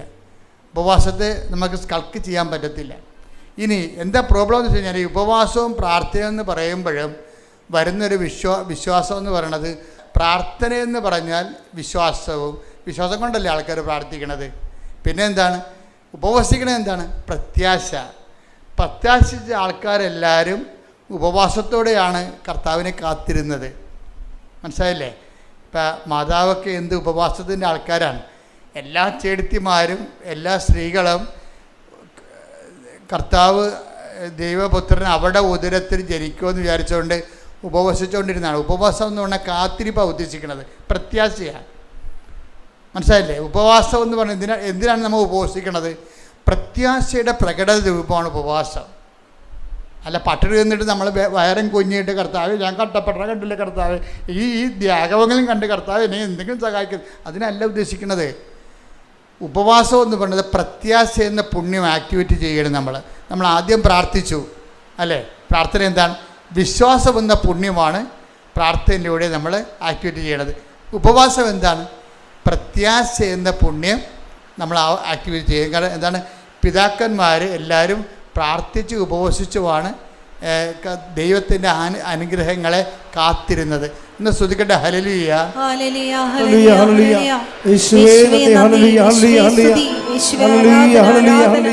പ്രാർത്ഥന എന്താണത്? വിശ്വാസത്തിൻ്റെ പ്രകടരൂപം പ്രാർത്ഥന. ഉപവാസം എന്താണത്? പ്രത്യാശയുടെ പ്രകടരൂപം. നമ്മൾ ഉപവസിച്ച് എന്താ അർത്ഥം? നമ്മൾ പട്ടിണി നിന്നിട്ട് ദൈവത്തിന് കിട്ടാനാണ്. ദൈവത്തിന് കിട്ടണത് നമ്മൾ ആ വിഷയത്തിൽ പ്രത്യാശ അർപ്പിക്കുന്നു. കർത്താവിൽ നമ്മൾ പ്രത്യാശ അർപ്പിക്കുന്നു. അതിന് പകരം അത് കർത്താവിൽ നമ്മൾ പ്രത്യാശ അർപ്പിക്കുന്നുവെന്ന് ദൈവത്തോട് പറയാൻ വേണ്ടിയാണ് നമ്മളെന്ത് ചെയ്യണത്? ഉപവസിക്കണത്. റെഡിയാ? അപ്പോൾ ഉപവസിക്കണത് എന്തിനാണ്? പ്രത്യാശ എന്ന പുണ്യം. ഇപ്പം നമ്മൾ ജപമാല പ്രാർത്ഥിക്കുമ്പോൾ എന്താ? ഞങ്ങൾ പ്രത്യാശ എന്ന പുണ്യമുണ്ടായി വർദ്ധിക്കുവാൻ നിന്റെ തിരുക്കുവാനോട് അപേക്ഷിക്കണമേ. അതുതന്നെയാണ് നമ്മൾ ഉപവസിച്ചുകൊണ്ട് ദൈവത്തോട് പറയുന്നത്. എന്താണ്? ഞാൻ ഉപവസിക്കുന്നു. കാര്യം എന്താണ്? നിന്നിലുള്ള എൻ്റെ പ്രത്യാശയെ ഞാൻ പ്രകടിപ്പിക്കുന്നു. മനസ്സിലായില്ലേ? അപ്പോൾ ഇപ്പോൾ ഓരോ പ്രോബ്ലംസിനും കറസ്പോണ്ടായിട്ടുള്ള മെഷീനറിയാണ് ഉപയോഗിക്കേണ്ടത്. ഇപ്പോൾ ചില സ്ക്രൂ ഒക്കെ തിരിക്കാൻ സ്ക്രൂ ഡ്രൈവർ ഒരു 8-ൻ്റെ സ്ക്രൂ തന്നെ സ്പാനർ എടുക്കുമ്പോൾ 8-ൻ്റെ സ്പാനർ എടുത്തതെന്ന് പറയത്തില്ലേ. അപ്പോൾ അത് 8-ൻ്റെ തിരിച്ച് കഴിഞ്ഞാൽ അത് ഇറങ്ങും. ചിലത് പറയും ഇത് 8-ൻ്റെ പിടിക്കണില്ല 14-ൻ്റെ എടുക്കാൻ പറയും. അപ്പോൾ മെക്കാനിസ്റ്റുകളുടെ ഉടനെ 14-ൻ്റെ എടുത്ത് കൊടുക്കും. അപ്പോൾ 14 ഇട്ട് തിരിക്കും. അപ്പോൾ ചിലത് പ്രാർത്ഥന കൊണ്ട് നടക്കത്തില്ല, 8-ൻ്റെ കൊണ്ട് നടക്കത്തില്ല. പിന്നെ എന്ത് ചെയ്യും? ഉപവാസം കയറ്റിവിടും 14-ൻ്റെത്. ചിലത് 14-ൻ്റെ കൊണ്ട് നടക്കത്തില്ല. ചില ഡ്രില്ലർ കൊണ്ടുവന്നിട്ട് തിരിക്കേണ്ടി വരും ആ സാധനം. അതിനാണ് സ്നേഹം എന്ന് പറയണത്. വിശ്വാസം അറിവ് കൊണ്ട് വിശ്വാസത്തിന് ആദ്യ നിലവാരം പ്രഥമ പാഠങ്ങൾ എന്തിനുള്ളതാണ്? പിന്നിടാൻ വേണ്ടിയുള്ളതാണ്, തള്ളിക്കളയാൻ വേണ്ടിയുള്ളതാണ്. അവിടെ 90 വയസ്സ് വരെ പ്രഥമ പാഠം കടിച്ചതും കിടക്കരുത്. 90 വയസ്സായി ഇപ്പോഴും വിശ്വാസത്തിൻ്റെ പ്രഥമ പാഠമാണ്. എന്താ പ്രശ്നം? നിങ്ങൾ ഈ ഭൗതിക അനുഗ്രഹങ്ങൾ മാത്രം ആഗ്രഹിച്ചാണ് ഇത് കർത്താവിൽ വന്നിരിക്കണമെന്നുണ്ടെങ്കിൽ ചില ആൾക്കാർ സാത്താൻ ഭക്ഷണത്തിന് പോയില്ലേ, അവരെയൊക്കെ ഈ ജീവിതം മാത്രമേ അവനെയൊക്കെ ഉള്ളെന്നറിയാം. അതുകൊണ്ട് സാത്താനെങ്കിൽ സാത്താൻ, കള്ളനോട്ടെ, കരിഞ്ചന്ത. അപ്പോൾ അവിടെ പോയാൽ പിന്നെ പ്രാർത്ഥന പോലും ആവശ്യമില്ല. അതില്ല പോക്കൃത്തരക്കാണ് ജീവിക്കുക. 5 പെണ്ണുങ്ങളെ 10 പെണ്ണുങ്ങളെ ഉപയോഗിക്കാം, 10 ആണുങ്ങളെ ഉപയോഗിക്കാം, എത്ര വേണമെങ്കിൽ ഡൈവേഴ്സ് ചെയ്യാം. നമുക്ക് ബിസിനസ് വളർന്ന് ഇവിടെ സാത്താനടുത്ത് വരുമ്പോൾ ഈ ഉപവാസവും ഇല്ല, പ്രാർത്ഥനയും ഇല്ല, ഒരു പ്രശ്നവും ഇല്ല. വൃത്തികെട്ട എല്ലാത്തരം പരിപാടിയും കാണിച്ചാലും ശരി, അതനുസരിച്ചുകൊണ്ട് ഭൗതിക ഉയർച്ച ഉണ്ടാകും. അതുകൊണ്ടാണ് ബൈബിൾ പറയണത്. ഈശോ എപ്പോഴും ചോദിക്കുന്ന ഒരു ചോദ്യമുണ്ട്. എന്താണ്? Do you want to go? നിങ്ങൾക്കും പോകണമെന്ന് ഉണ്ടോ? എപ്പോഴും നമ്മളോട് നമ്മുടെ സിലബസ് വലുതാക്കിക്കൊണ്ട് കർത്താവ് ചോദിക്കുന്ന കാര്യം എന്താണ്? നിങ്ങൾക്കും പോകണമെന്നുണ്ടോ? അപ്പോൾ എപ്പോഴും അതൊരു ചോദ്യമാണ്. അപ്പോഴേ കുറേ പേര് പോകും അല്ലേ? അതെടുത്തേ 6:63 എടുത്തേ യോഹന്നാൻ്റെ സുവിശേഷം. കട്ടിയാക്കി കർത്താവ് സിലബസ് കട്ടിയാക്കും. പിതാക്കന്മാരെ മരുഭൂമി വെച്ച് മഞ്ഞ ഭക്ഷിച്ചു, അതുപോലെ ഈ അപ്പം ഭക്ഷിക്കുന്ന നിത്യം ജീവിക്കാൻ ലോകത്തിൻ്റെ ജീവന് വേണ്ടി ഞാൻ നൽകുന്ന അപ്പം എൻ്റെ ശരീരം തന്നെയാണ്. അപ്പോൾ എൻ്റെ ശരീരം തന്നെയാണെന്ന് പറയുമ്പോൾ സിലബസ് കട്ടിയായി. അവർ ചോദിക്കും, ഇയാളുടെ ശരീരം, ഇയാൾ യൗസേപ്പിൻ്റെ മകനല്ലേ, മറിയമല്ലേ ഇയാളുടെ അമ്മ, ഇയാളുടെ ശരീരം നമ്മളെങ്ങനെ ഭക്ഷിക്കണത്? ഇതെന്നാ വർത്താനെന്ന് ചോദിക്കും. കഠിനമാണെന്നൊക്കെ പറയും.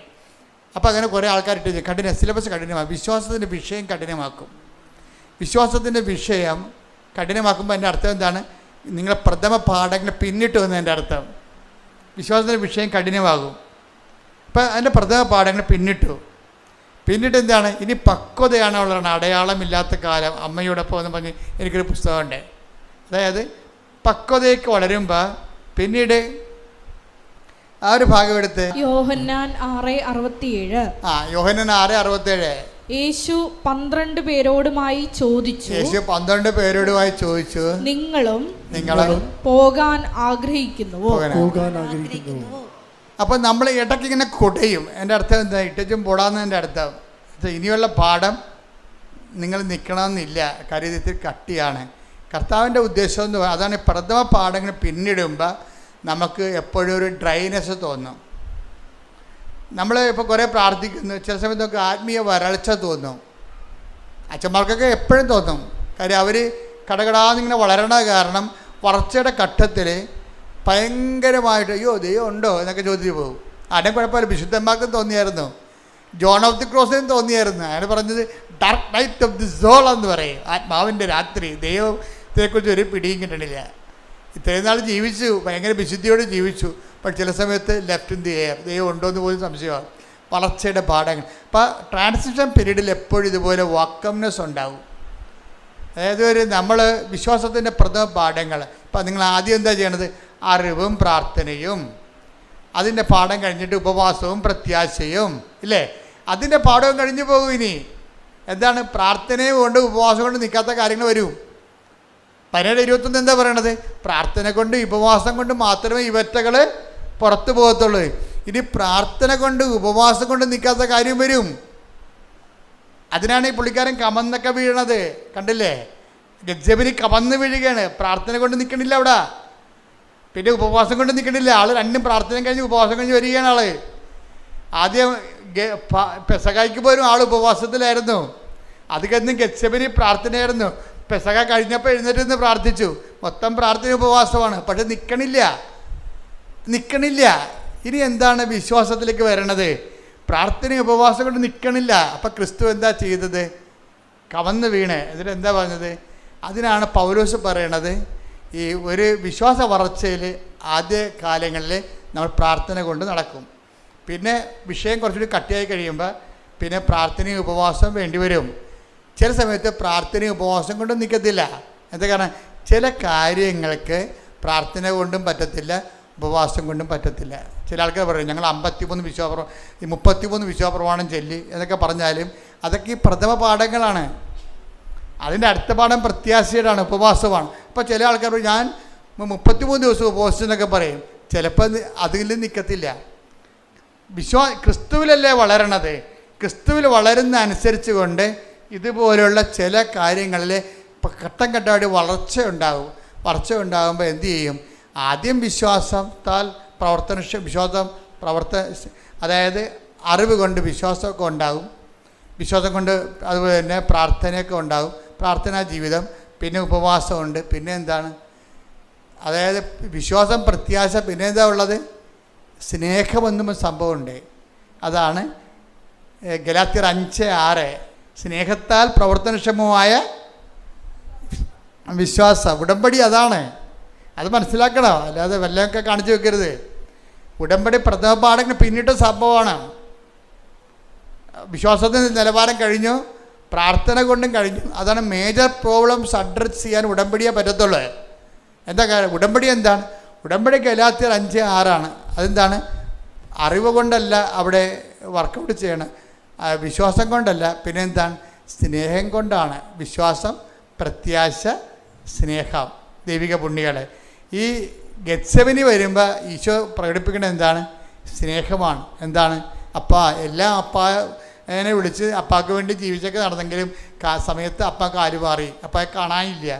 അപ്പോൾ എലോയ് ലമാസമക്താനി എന്ന് പറഞ്ഞ് കരഞ്ഞിട്ട് എന്തു ചെയ്യും? സ്നേഹം എല്ലാം വിശ്വസിക്കുന്നു. അങ്ങനെ പോകത്തില്ല. അപ്പ ഇവിടെ എവിടെയെങ്കിലും ഉണ്ട്, ഇപ്പോഴത്തെ അവസ്ഥയിൽ എന്നെ കാണാത്തതാണ്. അതാണ് എൻ്റെ ഇപ്പോഴത്തെ പാഠം. അതുകൊണ്ട് പറയും I come on my spirit. അത് ഭയങ്കര സംഭവമല്ലേ? അതാണ് ക്രിസ്തു കടന്നുപോയ വഴികൾ. ക്രിസ്തു ആണ് നമ്മുടെ സബ്ജക്റ്റ്. അപ്പം ക്രിസ്തു കടന്നുപോയെന്ന വഴികളനുസരിച്ച് കൊണ്ട് നമ്മളുടെ ജീവിതാനുഭവങ്ങളെ നമ്മളെ ക്രിസ്തു കേന്ദ്രീകൃതമായിട്ട് വേണം ജീവിതാനുഭവങ്ങളെ വിലയിരുത്താൻ. മനസ്സിലായില്ലേ? അല്ലാതെ നിങ്ങളീ കഞ്ഞി ആൾക്കാരായിട്ട് നടക്കരുത്. വിശ്വാസത്തിൻ്റെ പ്രഥമ പാഠങ്ങൾ പിന്നിടാൻ വേണ്ടിയുള്ളതാണ്. ഓരോരോ ഉടമ്പടി പുതുക്കി കഴിയുമ്പോഴും വിശ്വാസത്തിൻ്റെ പ്രഥമ പാഠങ്ങൾ അടുത്ത ഘട്ടം പിന്നിടണം. ഇവർ നീല ഉടമ്പടിയോടും വളർന്നിട്ടില്ല. അത് ഭയങ്കര സംഭവമാണത്. ഇവരിപ്പോഴും പണ്ട് പേരക്കിടങ്ങൾക്ക് ആനയാണ് കൂനയെന്നൊക്കെ പറഞ്ഞത് കരഞ്ഞു കൂപ്പി പണ്ട് പച്ച ഉടമ്പടി എടുത്ത കാലത്ത് എന്താണ് ഇവർ പറഞ്ഞത്, അത് ആ നിലവാരം തന്നെ ഈ പണ്ടാരത്തിന് ഇപ്പോഴും ഉള്ളത്. അതുകൊണ്ട് ഇനി കാണുമ്പോൾ തന്നെ എനിക്ക് പറയും കർത്താവിനെ പടി കൊടുക്കാൻ വേണ്ടി രാവിലെ വണ്ടിയും കയറി വന്നിരിക്കണമെന്ന്. ഇത് ഇവർ വളരണില്ല, ഇവർ വളർന്നിട്ടില്ല. സംഭവം ഈ വിശ്വാസത്തിൻ്റെ പ്രഥമ പാഠങ്ങൾ പിന്നിട്ട് കഴിഞ്ഞാൽ നിങ്ങൾ എൻ്റെ അടുത്ത് വരത്തില്ല. എൻ്റെ അടുത്തല്ല, ദൈവത്തിൻ്റെ അടുത്ത് പോലും നമ്മൾ ചെല്ലത്തില്ല. എന്താ കാര്യം? അക്കാലങ്ങളിൽ നിങ്ങൾ എന്നോടൊന്നും ചോദിക്കത്തില്ല. Take the word of God. ഹല്ലേലൂയ ഹല്ലേലൂയ ഹല്ലേലൂയ ഹല്ലേലൂയ. യോഹന്നാൻ 16:23. യോഹന്നാൻ 16:23. അന്ന് നിങ്ങൾ എന്നോട് ഒന്നും ചോദിക്കുകയില്ല. അപ്പം അതാണ് വിശ്വാസത്തിൻ്റെ പ്രഥമ പാഠങ്ങൾ പിന്നിട്ട് ഒരാൾ പക്വതയിലെത്തി കഴിഞ്ഞാൽ എല്ലായിടത്തിനും ഓടി ദൈവത്തിൻ്റെ അടുത്ത് വരത്തില്ല. എന്താണ്? അപ്പ ഇവിടെ ഉണ്ടെന്നുള്ളത് എന്നെ കൈവിട്ട പോലെ എനിക്ക് തോന്നണത്, but I still believe in. എന്താണ്? എൻ്റെ വിശ്വാസം ഇപ്പോൾ വർക്കൗട്ട് ചെയ്യണത് കേൾവിയിൽ നിന്നൊന്നുമല്ല, പിന്നെ എന്താണ്? പ്രത്യാശയിൽ നിന്നുള്ള വിശ്വാസം വർക്കൗട്ട് ചെയ്യണത് സ്നേഹം കൊണ്ടാണ്. സ്നേഹത്താൽ പ്രവർത്തനക്ഷമമായ വിശ്വാസമായതുകൊണ്ട് എന്തു ചെയ്യും? 1 കൊരിന്ത്യസ് 13:7 വർക്കൗട്ട് ചെയ്യണം. അപ്പോൾ അത് വളർച്ചയുടെ പ്രഥമ പാഠങ്ങൾ പിന്നിട്ട് കഴിഞ്ഞാൽ പക്വതയേക്കല്ലേ വളരണത്. അപ്പോൾ പക്വത എന്ന് പറഞ്ഞാൽ എന്താണ്? അത് ഈ 1 കൊരിന്ത്യസ് 13:7. സ്നേഹം സകലതും സഹിക്കുന്നു. സ്നേഹം സകലതും സഹിക്കുന്നു, സകലതും വിശ്വസിക്കുന്നു. വിശ്വസിക്കുന്നു. ഇതാണ് വിഷയം. അതായത് ആ കുരിശിൽ സംഭവിക്കണ ഇതാണ്. ഏലോയ് ഏലോയ് ലമാ സബക്താനി എന്ന് ഈശോ ചോദിക്കത്തില്ലേ? നീ എന്നെ കൈവിട്ടോന്ന് ചോദിക്കണില്ലേ? എന്നിട്ട് എന്താ പറയണത്? അതായത് അവിടെ ഈശോയുടെ ഉപവാസം കഴിഞ്ഞു, പ്രാർത്ഥന കഴിഞ്ഞു, ഉപവാസം കഴിഞ്ഞു. പക്ഷേ ദൈവം കൈവിട്ട പോലെ ആയിപ്പോയി. പ്രാർത്ഥിച്ചിട്ട് നിന്നില്ലല്ല. പ്രാർത്ഥന നിന്നോ? പിന്നെ എന്താണ്? പിന്നെ ഇത് ഈശോ ഉപവസിച്ചു. കഴിക്കുന്ന ഈ ഒടുക്കത്തെ താഴത്തിൽ ഇരുന്നുകൊണ്ട് 10 ദിവസം പറയുന്നുണ്ട് കഴിക്കണില്ലേ എന്ന് പറയും. അപ്പോൾ ഈശോ പറയും എനിക്കിനി ഉപവാസമാണ്, നാളെ ഈ സമയത്ത് അപ്പായുടെ കൂടെ മേശപ്പുറത്ത് പെസക ഞാൻ കഴിക്കും സ്വർഗീയ വിരുന്നശാലയിലെന്ന് പറയും. എന്നിട്ട് അവൻ എഴുന്നേരുന്നിട്ട് ഭയങ്കരമായൊരു സ്വസ്ത്രഗീതം ആലപിക്കും. എല്ലാവരും കൈയടിച്ച് പ്രാർത്ഥിച്ചുതിച്ച് പുറത്തു പോകും. കുറച്ച് കഴിയുമ്പോൾ അവൻ താഴെ വീഴും. എന്താ കാര്യം? ഇത്രയും പ്രാർത്ഥന ഉപവാസം ഉണ്ടെങ്കിലും അവന് അഭിമുഖീകരിക്കേണ്ട വിഷയത്തെ കൈകാര്യം ചെയ്യാൻ ഈ പ്രാർത്ഥനയ്ക്ക് ഉപവാസത്തിനും പറ്റണില്ല. അതാണ് വിഷയം. ആ വീണുപോയി. ആ വീണിട്ട് പിന്നെ അവൻ്റെ കയ്യിൽ നിന്ന് എല്ലാം വിട്ടുപോകണുണ്ട്. അവൻ ലോകത്തിൻ്റെ പാപത്തിൻ്റെ ശാപത്തിന് വേണ്ടി സ്വയം ഏറ്റെടുത്തപ്പോൾ അതിൻ്റെ വേദനയും നീറ്റലും എല്ലാം അവൻ അനുഭവിച്ചു. അവൻ കുറിച്ച് തൂങ്ങി തർക്കപ്പെട്ട് അപ്പോൾ അവന് സങ്കടമായി. പ്രാർത്ഥന കൊണ്ടും ഉപവാസം കൊണ്ടും ഇതിനെ കുരിശിനെ അതിജീവിക്കാൻ പറ്റണില്ല. അപ്പോൾ എന്ത് പറഞ്ഞു? എലോയ് ലമ സബക്താനി, എന്താണ് നീ എന്നെ ഉപേക്ഷിച്ചത്? അപ്പോൾ പരിശുദ്ധാത്മാവ് വിട്ടുപിരിയാതെ എന്നിട്ട് പറഞ്ഞു, അപ്പായല്ലേ ഇപ്പം നീ കാണാതിരിക്കാനുള്ളത്, ഇനി 1 മിനിറ്റ് കഴിയുമ്പോൾ ഞാനും കൂടി പോകാൻ അപ്പ എനിക്ക് കമാൻഡ് തന്നിട്ടുണ്ട്. അതുകൊണ്ട് ഞാനും പോകാൻ പോവുകയാണ്. നീ ഒരു പണി ചെയ്യണം. സ്നേഹം എല്ലാം വിശ്വസിക്കുന്നു. അപ്പ ഇവിടെ ഉണ്ടെന്ന് നീ വിശ്വസിക്കണം. എന്നിട്ട് നീ അപ്പായിക്ക് നിൻ്റെ ആത്മാവിനെ ഏൽപ്പിക്കണം. ഉടനെ അവൻ പറഞ്ഞു. പരിശുദ്ധാത്മാവ് ഇറങ്ങിപ്പോവുകയും ആ ഒറ്റ വാക്ക് ആ സമയത്ത് അവൻ പറഞ്ഞുകൊണ്ടിരുന്ന് ഐ കമൺ മൈ സ്പിരിറ്റ്. എന്നിട്ട് അവൻ തല പലത്തേക്ക് ചായച്ചു, ജീവൻ സമർപ്പിച്ചെന്ന് പറയും. ഇതാണ് സ്നേഹത്താൽ പ്രവർത്തനക്ഷമമായ വിശ്വാസം. കൈയടിക്കട്ടെ, ശ്രുതികട്ടെ. ഹല്ലേലൂയ, ഹല്ലേലൂയ, ഹല്ലേലൂയ, ഹല്ലേലൂയ, ഹല്ലേലൂയ. പ്രതീക്ഷയ്ക്ക് അപ്പുറത്തുള്ള കാര്യങ്ങൾ സമർപ്പിക്കും.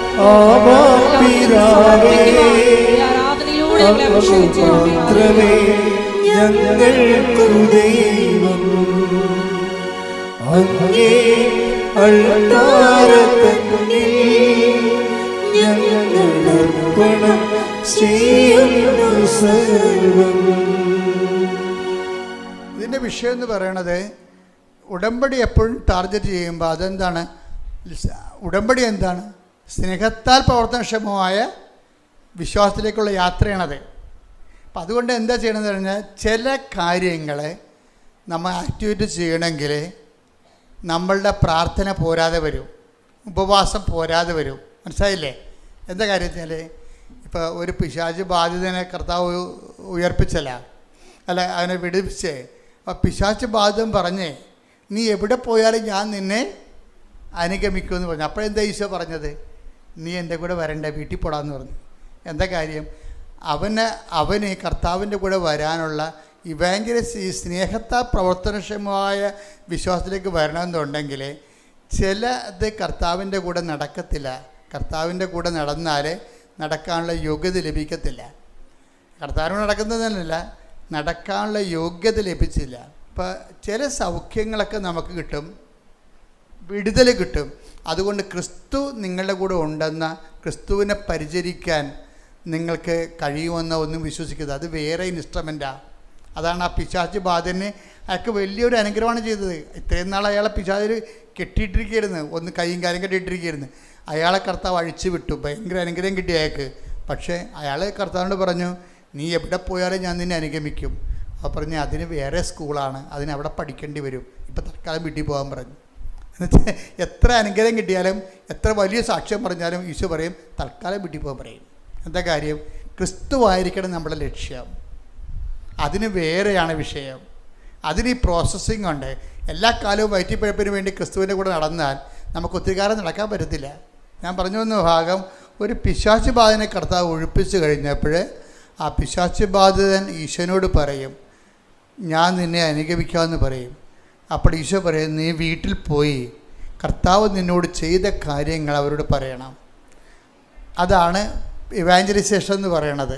അത് മനസ്സിലായില്ലേ?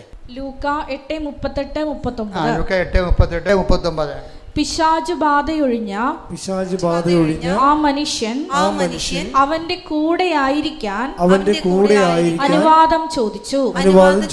എന്നാൽ അവനെ തിരിച്ചയച്ചുകൊണ്ട് യേശു പറഞ്ഞു, നീ വീട്ടിലേക്ക് തിരിച്ചുപോയി ദൈവം നിനക്ക് ചെയ്തത് എന്തെന്ന് അറിയിക്കുക. ഇതാണ് ഒരു പ്രശ്നം. അതായത് പ്രാർത്ഥന, ഉപവാസം. പിന്നെ എന്താ ഉള്ളത്? പ്രാർത്ഥന ഉപവാസം കഴിഞ്ഞാലും ഇനി പിശാച് ബാധ വരെ ഒഴിഞ്ഞു പോയാലും പിന്നെ നമ്മൾക്ക് മേജർ മിറക്കിൾസ് നമ്മുടെ ജീവിതത്തിൽ സംഭവിച്ചാലും അടുത്ത സിലബസ് എന്ന് പറയുന്നത് എന്താണ്? സുവിശേഷവൽക്കരണമാണ്. മനസ്സിലായില്ലേ? ഉടമ്പടിക്കൊപ്പം വളരണ്ടേ? നിങ്ങളുടെ പേപ്പറിൻ്റെ കളർ മാറ്റിയിരിക്കുന്നത് എന്തിനാണ്? അങ്ങനെ കളർ മാറ്റാൻ കാര്യം നിങ്ങളുടെ ഗ്രേഡ് നിശ്ചയിക്കുകയാണ്. പച്ച, പിന്നെന്താണ് നീല, പിന്നെന്താണ് വെള്ള, പിന്നെന്താണ് സിൽവർ ഗ്രേ. ഇനി ഇന്ദ്രനീലമുണ്ട്, കൊടുത്തിട്ടില്ല, കൊടുക്കും. ഇവാഞ്ചലിസ്റ്റ് മാത്രമേ ഇന്ദ്രനീലം കൊടുക്കത്തുള്ളൂ. അത് അങ്ങനെ ഒരാളെ കണ്ടെത്തണം നമ്മൾ. എന്താ വിഷയം എന്ന് പറയണത്? ഈ ഉടമ്പടി പുതുക്കുന്നവർ ശ്രദ്ധിച്ച് കേൾക്കണം ഈ ക്ലാസ്സുകൾ. അതായത് ആ പച്ചയുടെ കാലം കഴിയുമ്പോൾ പ്രഥമ പാഠം പിന്നിട്ടു. പിന്നെ എന്താണ്? പക്വതയിലേക്കുള്ള വളർച്ചയാണ്. പിന്നെ എന്താണ്? അവിടെ ഉപവാസത്തിനാണ് പ്രാധാന്യം വരണത്. ആദ്യം പ്രാർത്ഥനയ്ക്ക് പ്രാധാന്യം, പിന്നെ ഉപവാസത്തിന് പ്രാധാന്യം, പിന്നെ വെള്ള വന്നു കഴിഞ്ഞാൽ സ്നേഹത്താൽ പ്രവർത്തനക്ഷമമായ വിശ്വാസം. ഗലാത്യർ 5:6 അവിടെ വർക്കൗട്ട് ചെയ്യണത്. ആ സ്നേഹത്താൽ പ്രവർത്തനക്ഷമമായ വിശ്വാസത്തിൻ്റെ ഇടയ്ക്ക് വെച്ച് ആബ്സൻസ് ഓഫ് ഗോഡ് സംഭവിക്കും. ദൈവം കാണത്തില്ല, ദൈവത്തിന് കാണത്തില്ല. നമ്മൾ തലകുത്തി നിന്ന് പ്രാർത്ഥിച്ചാലും ദൈവത്തിന് ഒരു ദൈവാനുഭവം നമുക്ക് ഫീൽ ചെയ്യത്തില്ല.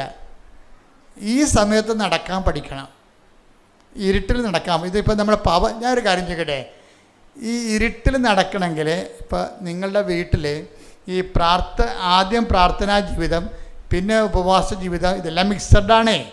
അങ്ങനെ നമ്മൾ വളർന്ന് വചനം കേട്ട് വളർന്ന് അനുഭവങ്ങൾ കിട്ടി, അതിനെ റെസ്പോണ്ട് ചെയ്ത് നമ്മൾ കർത്താവിൻ്റെ അനുഭവം പ്രാപിച്ച് വളർന്ന് നമ്മൾ നല്ല പക്വതയായി കഴിഞ്ഞാലും കുറേ സമയത്ത് പിന്നെ പറയും, നീ ഇങ്ങനെ എൻ്റെ കൂടെ. ചില ആൾക്കാരുണ്ടല്ലോ ഒരു പണിക്കും പോകാതെ കർത്താവിൻ്റെ കൂടെ. ഇപ്പം ഞാനൊരു ആളെ എടുക്കണമെങ്കിൽ ഞാൻ നോക്കണം, വീട്ടിൽ നിന്നെക്കുറിച്ച് എന്ത് പറയണമെന്ന് ചോദിക്കും ഞാൻ. വീട്ടുകാർക്ക് എല്ലാ പ്രകൃതവും അറിയാം നിങ്ങളുടെ. അതുകൊണ്ട് ഒരാളെക്കുറിച്ച് വീട്ടുകാരെന്ത് പറയുന്നു എന്നുള്ളതാണ് അവരാൾ സുവിശേഷം സ്വീകരിച്ചോ ഇല്ലെന്ന് അറിയണത്. വീട്ടുകാർക്ക് നിങ്ങളെക്കുറിച്ചുള്ള അസസ്മെൻ്റ് എന്താണ്? നിങ്ങളുടെ കക്ഷത്ത് ബൈബിളുണ്ട്, കൈ കൊന്തമുണ്ട്, കാണുമ്പോഴൊക്കെ നിങ്ങൾ തുറന്നു നോക്കുന്നുണ്ട്, ഓരോ കാര്യം പറയുന്നുണ്ട് നിങ്ങൾ. പക്ഷേ വീട്ടുകാർക്ക് അസസ്മെൻ്റ് എന്താണ്? അതാണ് നിങ്ങളുടെ സ്റ്റാറ്റസ് എന്ന് പറയണത്. അതാണ് നിങ്ങൾ. ഇപ്പം ഇവനെന്താ പറയണത്? കർത്താവിനോട് പറഞ്ഞത് എവിടെ പോയാലും ഞാൻ നിൻ്റെ കൂടെ ഉണ്ടാകുമെന്ന്.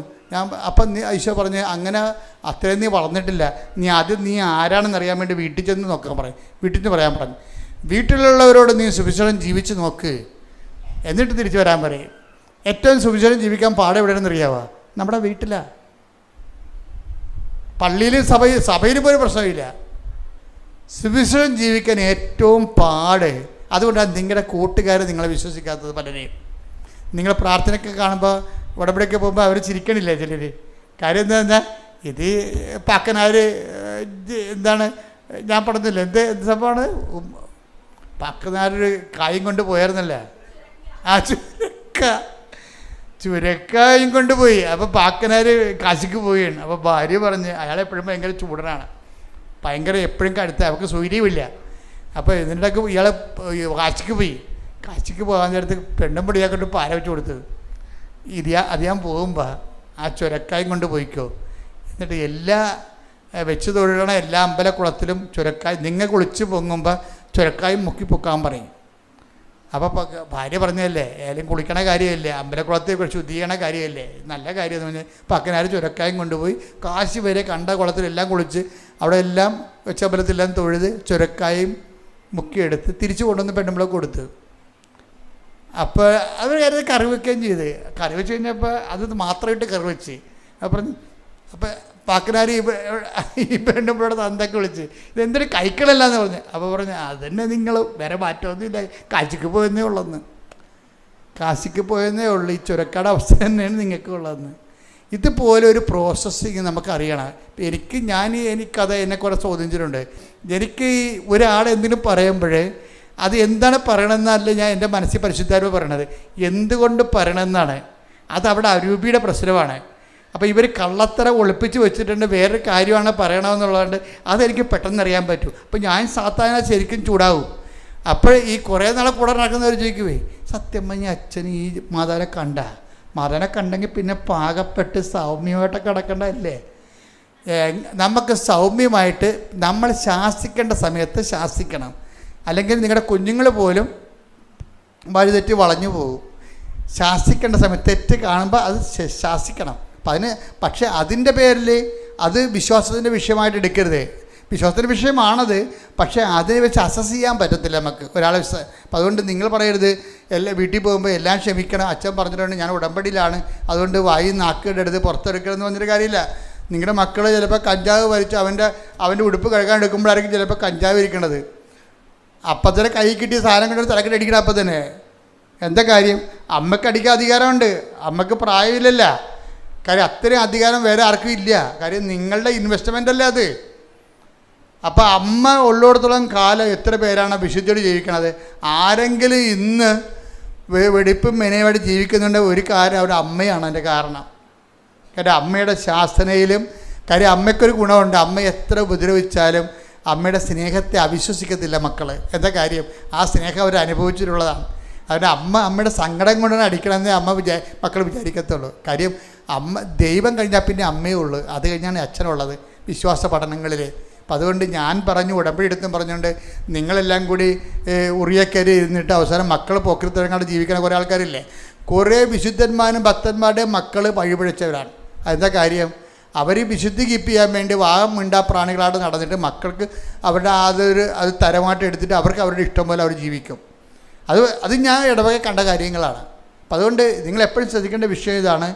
ഈ ഉടമ്പടിയുടെ വിഷയത്തിൽ നമ്മൾ വിഷയവും വിശ്വാസ വളർച്ചയും വളരെ ബന്ധപ്പെട്ട കാര്യങ്ങളാണ്. കാരണം വിശ്വാസം നമ്മളെ സംബന്ധിച്ചിടത്തോളം ഓരോ ഘട്ടം ചെല്ലുമ്പോഴും നമ്മൾക്ക് വളർച്ച ഉണ്ടാകണം, വളർച്ച രേഖപ്പെടുത്തണം. വളർച്ച രേഖപ്പെടുത്താത്ത കൊണ്ടാണ് അതേ വിഷയം റെക്കർ ചെയ്യണത്. നമ്മളത് പഠിച്ചതാണ്, നമ്മൾ ആ വിഷയം വന്ന് ഇന്ന നിലപാട് എടുക്കത്തുള്ളൂ എന്ന് കണ്ടു കഴിഞ്ഞാൽ പിന്നീട് കർത്താവ് ആ വിഷയം മാറ്റിയിട്ട് വേറെ സബ്ജക്റ്റ്. ഒരു കാര്യം വ്യക്തമാണ്, ആ സമയത്ത് നിങ്ങൾ എന്നോടൊന്നും ചോദിക്കത്തില്ല എന്ന് പറയുന്ന വിശ്വാസത്തിൻ്റെ 3-ാം തലമുറയാണ്. എന്താ കാര്യം?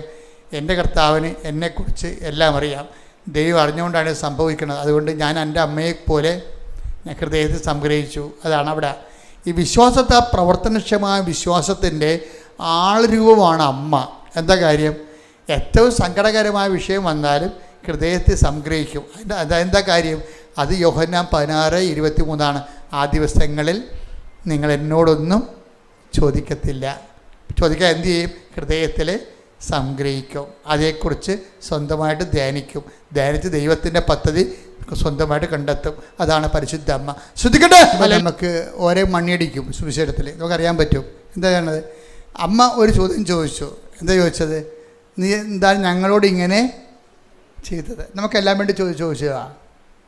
എല്ലാവർക്കും ചോദിക്കാം. ഭർത്താവ് ഇപ്പോൾ 35-ാമത്തെ വയസ്സ് ഭർത്താവ് മരിച്ചു പോയവരില്ലേ, അവിടെ മനസ്സിൽ അവരെന്നും ചോദിക്കും, എന്താ നീ ഞങ്ങളോട് ഇങ്ങനെ ചെയ്യണം? എൻ്റെ അനിയത്തി ഭർത്താവിനെയും കൊണ്ട് അവരുടെ മക്കളൊക്കെ ആയിട്ട് അവർ കാറിൽ എല്ലാ ദിവസവും ശനിയാഴ്ച പോയി അവർ ഹോട്ടലിൽ പോയി ഭക്ഷണം കഴിക്കുന്നുണ്ട്. എന്നെ വിളിക്കാനും തിരക്കാനില്ല, എനിക്ക് മക്കളും ഇല്ല. നീ എന്താ എന്നോട് ഇങ്ങനെ ചെയ്തത്? ചോദിക്കാം. അതായത് നമുക്ക് ദൈവത്തോട് ചോദിക്കാൻ പറ്റുന്ന ഏറ്റവും വലിയ ചോദ്യമാണത്. അമ്മ ചോദിച്ചത്, നമുക്ക് വേണ്ടി ചോദിച്ചതാണ്. നീ എന്താണ് ഇങ്ങനെ ഞങ്ങളോട് ചെയ്തത്? പക്ഷെ അതിന് ദൈവത്തിന് ഉത്തരവുണ്ടേ. എന്താ കാര്യം? ഞാൻ എൻ്റെ പിതാവിൻ്റെ കാര്യത്തിൽ ഞാൻ എൻ്റെ പിതാവിൻ്റെ കാര്യത്തിൽ വ്യാപൃതനായിരിക്കേണ്ടവനാണെന്ന് നീ അറിയുന്നില്ലേ? അപ്പൊ പാഷൻ കാലം എന്ന് പറയുമ്പോൾ ബൈബിൾ അങ്ങനെ പാഷൻ കാലം എന്ന് പറയത്തില്ല. സങ്കടങ്ങളുടെ കാലം എന്ന് പറയുമ്പോൾ ഇപ്പം കൊച്ചു മരിച്ചു, ഗർഭത്തിൽ കിടന്ന് കൊച്ചു മരിച്ചു. ഇപ്പോൾ ഒരു അമ്മയുടെ സാക്ഷ്യം കണ്ടല്ലേ, ഞാൻ കഴിഞ്ഞ ദിവസം ഞാൻ കേട്ടത്. അതായത് ഒരു കുഞ്ഞു മരിച്ചു. അപ്പം ആ കുഞ്ഞു മരിച്ചപ്പോൾ മരിച്ചു പോയപ്പോൾ അവർക്ക് അതുപോലെ ഒരു കുഞ്ഞിനെ വേണം. ഇന്നലെ പറഞ്ഞതാണ്, സഹിക്കാൻ പറ്റണില്ല. 11 വയസ്സുള്ള മകൻ മരിച്ചു. അപ്പോഴേ പിന്നെ ഇവർ അമ്മ ഭ്രാന്തായിപ്പോയി. അപ്പോഴേ അവർ നോൺ ക്രിസ്ത്യനാണ്. പക്ഷേ അമ്മയെ പരിചയപ്പെട്ടവർ പറഞ്ഞു, അമ്മേ എൻ്റെ കുഞ്ഞ് മരിച്ചുപോയി, എനിക്ക് ഭ്രാന്തായിപ്പോയി, എനിക്ക് ഇതുപോലെ ഒരു കുഞ്ഞിനെ തരണമെന്ന് പറഞ്ഞു. അത് ഒരു ആൺകുഞ്ഞിനെ തന്നെ തരണമെന്ന് പറഞ്ഞു. അതിനാണ് അവൾ ഉടമ്പടി എടുത്തിരിക്കുന്നത്. അപ്പോൾ അവൾക്ക് അങ്ങനെ കിടക്കാൻ കാര്യം, അവൾ ഉടനെ അമ്മ ഒരു ഓപ്പറേഷൻ കാണിച്ചു കൊടുത്ത് മനസ്സിൽ. ഇപ്പോൾ ഭർത്താവിനോട് പറഞ്ഞു, എടോ അവരെന്തോ വാസട്ടമയോ ട്യൂബട്ടമയോ ചെയ്തിരിക്കുന്ന ആൾക്കാരാണെന്ന് തോന്നുന്നു, അപ്പോൾ നമ്മളൊരു ഓപ്പറേഷൻ ചെയ്യണം, നമുക്കിനിയൊരു കുഞ്ഞിനെ തരുമെന്ന് അമ്മ പറഞ്ഞു എന്ന് പറഞ്ഞു. അയാൾക്ക് അമ്മയിലൊന്നും വിശ്വാസമില്ല. പക്ഷെ ഭാര്യനെ വിശ്വാസമുള്ളതുകൊണ്ട്, ഭാര്യയെ സ്നേഹമുള്ളതുകൊണ്ട്, അവരുടെ സങ്കടം ഇങ്ങനെ ഇരിക്കണതുകൊണ്ട് പറഞ്ഞ് ശരി നമുക്കത് അഴിച്ച് രണ്ടാമത് ചെയ്യാമെന്ന് പറഞ്ഞു. അപ്പോഴങ്ങനെ അവർ പ്രഗ്നൻ്റായി. ഉടനെ പ്രഗ്നൻ്റായി കഴിഞ്ഞപ്പോൾ ഇവക്കൊരു ഇത് പെൺകുഞ്ഞാകരുത്, പെൺകുഞ്ഞാണെങ്കിൽ എനിക്ക് വേണ്ട, കാര്യം എൻ്റെ മകനാണ് മരിച്ചിരിക്കണമെന്ന് പറഞ്ഞു. അപ്പോൾ അമ്മ അവന് അതുപോലൊരു മകനെ തന്നെ തിരിച്ചു കൊടുത്ത്. അപ്പോൾ ചില സമയത്ത് നമുക്ക് അത് വിശ്വാസത്തിൻ്റെ പ്രഥമ പാഠങ്ങൾ കിടക്കണവർ അവർ കുറച്ചുകൂടി ഗ്രോത്താണ്, മകനേക്കാൾ വലുതാണ്, എൻ്റെ മകനല്ലേ പോയുള്ളൂ, എൻ്റെ ദൈവം പോയില്ലല്ല എന്ന് ചിന്തിക്കുന്നതാണ് അതിൻ്റെ സെക്കൻഡ് പാഠമെന്ന് പറയണത്. അപ്പോൾ അവർക്ക് പ്രയാസങ്ങളൊന്നുമില്ല. എൻ്റെ മകനല്ലേ പോയുള്ളൂ, അത് ദൈവഹിതം, എൻ്റെ ദൈവം എൻ്റെ ഇടയ്ക്കൊന്നും പോയില്ലല്ല എന്ന് പറയണത് സെക്കൻഡ് പാഠം. അപ്പോൾ അത് സെക്കൻഡ് പാഠം. അങ്ങനെ സെക്കൻഡ് പാഠത്തിലേക്ക് വരുമ്പോൾ ദൈവം എന്തു ചെയ്യും? ഹൃദയത്തിൽ സംഗ്രഹിക്കാനേ പറ്റത്തുള്ളൂ. അതാണ് വിഷയം. അപ്പോൾ ചില ആൾക്കാർക്കൊരു ചോദ്യമുണ്ട്, നീ എന്താണ് ഞങ്ങളോട് ഇങ്ങനെ ചെയ്തത്? അപ്പോൾ നീ എന്താണ് ഞങ്ങളോട് ഇങ്ങനെ ചെയ്തതെന്നാണ് അമ്മ ചോദിക്കണത്. അപ്പോൾ ഈശോൻ്റെ ഉത്തരം എന്താണ്? അമ്മ ഇതിനേക്കാൾ എൻ്റെ അമ്മയാണ്, ഇപ്പോൾ കുറച്ചുകൂടി സ്റ്റാൻഡേർഡ് കീപ്പ് ചെയ്യണം. അത് കറക്റ്റ് ചെയ്യേണ്ട അവിടെ എൻ്റെ അമ്മയാണ്. എന്താ എൻ്റെ അമ്മയ്ക്ക് അറിയണം എന്താണ് പിതാവിൻ്റെ കാര്യത്തിലാണ് ഞാൻ വേവൃതനായിരിക്കേണ്ടത്. അപ്പോൾ അമ്മ കടന്നു പോകുന്ന ഒരു 3 ദിവസം എന്നെ കാണാതിരുന്നപ്പോൾ അമ്മ കടന്നുപോയ സങ്കടമില്ലേ? ആ സങ്കടം എന്താ സാധനം? അത് പിതാവിൻ്റെ കാര്യമാണെന്നാണ് പറയണത്. എന്ത് രസമാണ് ഈശോ സംസാരിക്കണം കേൾക്കാൻ. പരിശുദ്ധാത്മാവില്ലാതെ ബൈബിൾ മനസ്സിലാവത്തില്ല. അതാണ് ഏറ്റവും വലിയ പ്രശ്നം. അതുകൊണ്ട് നിങ്ങളെപ്പോഴും ചെയ്യേണ്ടതെന്ന് അറിയാമോ? ബൈബിളൊക്കെ നിങ്ങളുടെ അടുത്ത് വായിക്കും, നോവൽ വായിക്കണ പോലെ എടുത്ത് അബ്രാഹത്തിൻ്റെ കഥയും ഇസഹാക്കിൻ്റെ കഥയൊക്കെ വായിക്കും. എന്നിട്ട് ഞാൻ ബൈബിൾ വായിച്ചെന്ന് പറയും. എന്താ ബൈബിൾ എഴുതിയിരിക്കണ പരിശുദ്ധാത്മാവാണ്. അയാളോട് ചോദിക്കണത് എങ്ങനെ എഴുതിയെന്ന്, എന്തിനെഴുതിയെന്ന് ചോദിക്കണം. പരിശുദ്ധാത്മാവിനോട് ചോദിച്ചിട്ട് പരിശുദ്ധാത്മാവാണ് ഇതിൻ്റെ കാലാവസ്ഥ ഭേദങ്ങളെയും നമ്മളെ ഇത് പഠിപ്പിച്ചു തരണം. പരിശുദ്ധാത്മാവ് പഠിപ്പിച്ചു തരുന്നത്. അപ്പം പരിശുദ്ധാത്മാവിനെ വിട്ടിട്ട് നമുക്ക് ബൈബിൾ പഠിക്കാനോ ജീവിക്കാനോ സാക്ഷ്യപ്പെടുത്താനോ പറ്റത്തില്ല. അതുകൊണ്ട് ഉടമ്പടി ഒന്ന് പ്രാർത്ഥിച്ച കർത്താവായ ദൈവമേ, എൻ്റെ ജീവിതാനുഭവങ്ങൾക്ക് സമാന്തരമായി വ്യത്യസ്ത കാലാവസ്ഥകൾക്ക് വേണ്ടി എഴുതപ്പെട്ടിട്ടുള്ള വ്യത്യസ്ത വചനങ്ങളിലൂടെ ദൈവത്തെ അനുഭവിച്ച് ദൈവസ്നേഹത്തിന്റെ സാക്ഷികളായി ജീവിക്കുവാൻ എന്നെ സഹായിക്കണമേ. ശ്രുതികടെ ഹല്ലേലൂയ.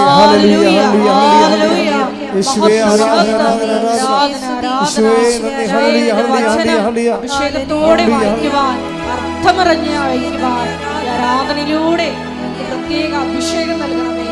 പരിശുദ്ധ പരമദിവ്യകാരുണ്യത്തിന് നമ്മൾ എന്തെങ്കിലും ഒരു ഗ്യാപ്പ് വന്നാൽ അതിൻ്റെ പിന്നിൽ കിടന്നുകൊണ്ട് ഉടമ്പടി ഡൗൺ ആക്കരുത്. ചില സമയത്ത് ചില ഗ്യാപ്പുകൾ വരും അല്ലേ? ചില സമയത്ത് ദൈവത്തിൻ്റെ ഒരു ഇടപെടലും ഇല്ലാത്തൊരു സമയം ഉണ്ടാകും. അപ്പം നമ്മുടെ പ്രയാസങ്ങളിൽ നമ്മൾ നിലനിന്ന് പോകും. അപ്പോൾ ഈ അമ്മയും അതുപോലെ ഈശോനെ കാണാത്ത 3 ദിവസം ഉണ്ടായി. അപ്പോൾ അമ്മയും സങ്കടത്തിലൂടെ പോയി. അപ്പം അമ്മ അത് തിരിച്ച് ചോദിച്ചു, എന്തുകൊണ്ടാണ് നീ ഇങ്ങനെ ഞങ്ങളോട് ചെയ്തത് അല്ലേ? എന്തുകൊണ്ടാണ് നീ വായിച്ച ഭാവം വായിച്ചേ? ലൂക്ക 2:48. അവനെ കണ്ടപ്പോൾ മാതാപിതാക്കൾ വിസ്മയിച്ചു. അവന്റെ അമ്മ അവനോട് പറഞ്ഞു, മകനെ നീ ഞങ്ങളോട് ഇങ്ങനെ ചെയ്തതെന്ത്? നിന്റെ പിതാവും ഞാനും ഉത്കണ്ഠയോടെ നിന്നെ അന്വേഷിക്കുകയായിരുന്നു. അവൻ അവരോട് ചോദിച്ചു, നിങ്ങൾ എന്തിനാണ് എന്നെ അന്വേഷിച്ചത്? ഞാൻ എന്റെ പിതാവിന്റെ കാര്യങ്ങളിൽ വ്യാപൃതനായിരിക്കേണ്ടതാണെന്ന് നിങ്ങൾ അറിയുന്നില്ലേ? ഈ പിതാവിന്റെ കാര്യം എന്ന് പറഞ്ഞാൽ എന്താണെന്നറിയാമോ? എപ്പോഴും നമ്മൾ ശ്രദ്ധിക്കണം. ഈ ആബ്സൻസ് ഒക്കെ വരുമ്പോഴെല്ലാം നമുക്ക് പ്രാർത്ഥനയ്ക്ക് ഉത്തരവില്ലാത്ത ചില ദിവസങ്ങളുണ്ടാകും. ശ്രദ്ധിക്കണം മക്കളെ, അച്ഛൻ പറയണത്. പ്രാർത്ഥനയ്ക്ക് ഉത്തരമില്ലാത്ത അടിയന്തര സാഹചര്യങ്ങൾ വരും. അത് ശരിക്കും പറഞ്ഞാൽ നമുക്ക് വേദനയും ക്ലേശവുമായിരിക്കും ആ സമയത്ത് ഉണ്ടാകണത് ഇല്ലേ? അപ്പോൾ നമ്മൾ ചോദിക്കും, ഞാൻ ഉടമ്പടി എടുത്താണല്ല, എന്തായാലും ഞങ്ങളോട് ഇങ്ങനെ ചെയ്യണമെന്ന് നമ്മൾ ചോദിക്കും, ദൈവത്തോട് ചോദിക്കും. അപ്പോൾ ചോദിക്കുമ്പോൾ കർത്താവ് എന്താ പറയണത്? അത് പിതാവിൻ്റെ കാര്യമാണ്. എന്താ കാര്യം? പിതാവിൻ്റെ കാര്യം എന്താണ്? അതായത് പിതാവിൻ്റെ കാര്യമെന്ന് പറയുമ്പോൾ ഈശോ പിതാവിൽ നിന്ന് കൊണ്ടുവന്നത് എന്താണെന്ന് നമ്മൾ അറിയണം. നമ്മുടെ ജോലി, വീട്, വിവാഹം, പറമ്പ് വാങ്ങിക്കൽ അങ്ങനെയുള്ള ഏർപ്പാടല്ല. അത് പിതാവ് ഈശോയുമായിട്ട് ബന്ധമില്ലെങ്കിലും സാധാരണ നിരീശ്വരന്മാർക്ക് പോലും കിട്ടുന്ന കാര്യങ്ങളാണ്. പിതാവിൽ നിന്ന് ഈശോ കൊണ്ടുവന്ന തനത് ഗിഫ്റ്റ് എന്താണ്? കൃപയും സത്യവും അവൻ വഴി ഉണ്ടായി. അതാണ് കൃപയാണ് പിതാവിൽ നിന്ന് കൊണ്ടുവന്നത്. ഈശോ കൊണ്ടുവന്നത് എന്താണ്? കൃപ. എപ്പോഴും കൃപയെക്കുറിച്ച് പറയുമ്പോൾ പിതാവിനെ പിക്ചറിൽ ബൈബിളിൻ്റെ ഒരു രീതി അതാണ്. കൃപയെക്കുറിച്ച് പറഞ്ഞാൽ ഉടനെ ബൈബിള് പിതാവിനെ കൊണ്ടുവരൂ. അതാണ് 12:18 എടുത്ത്.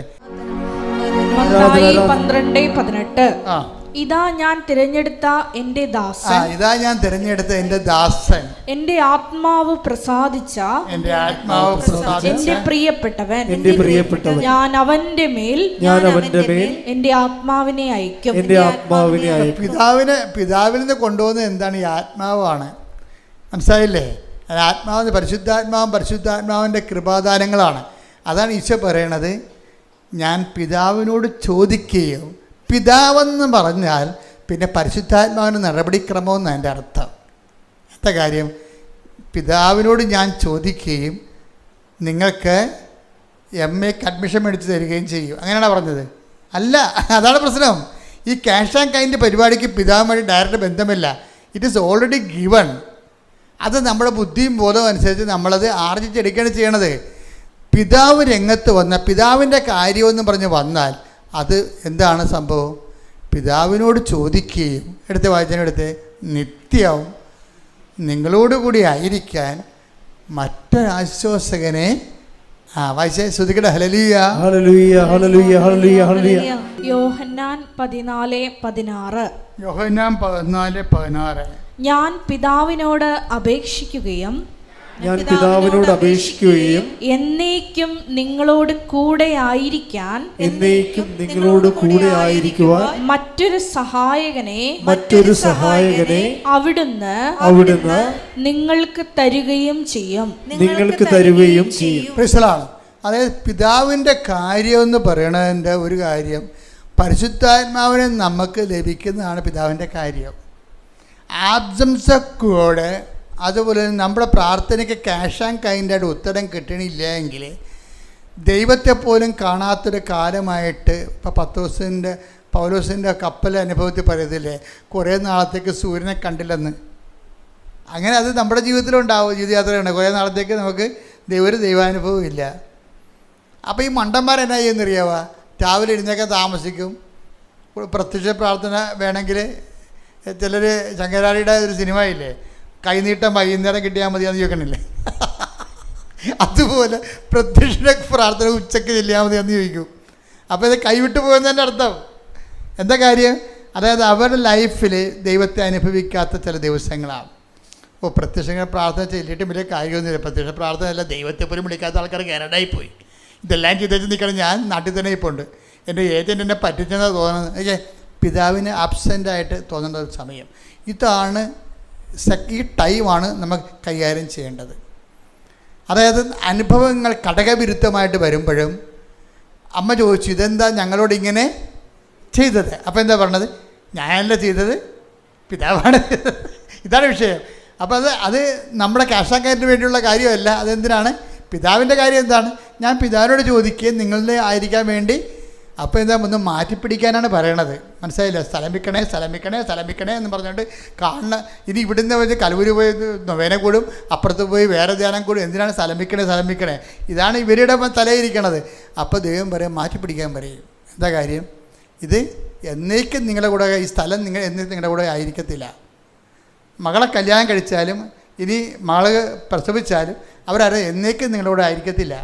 കർത്താവ് വളരെ ക്ലിയറായിട്ടാണ് സംസാരിക്കണത്. മനസ്സിലായില്ലേ? നിങ്ങളെപ്പോൾ ഒന്ന് മാറ്റിപ്പിടിക്കേണ്ടി വരും. എന്താ കാര്യം? ദൈവം പറയണത് എന്നേക്കും നിങ്ങളോട് ആയിരിക്കാനാണ്.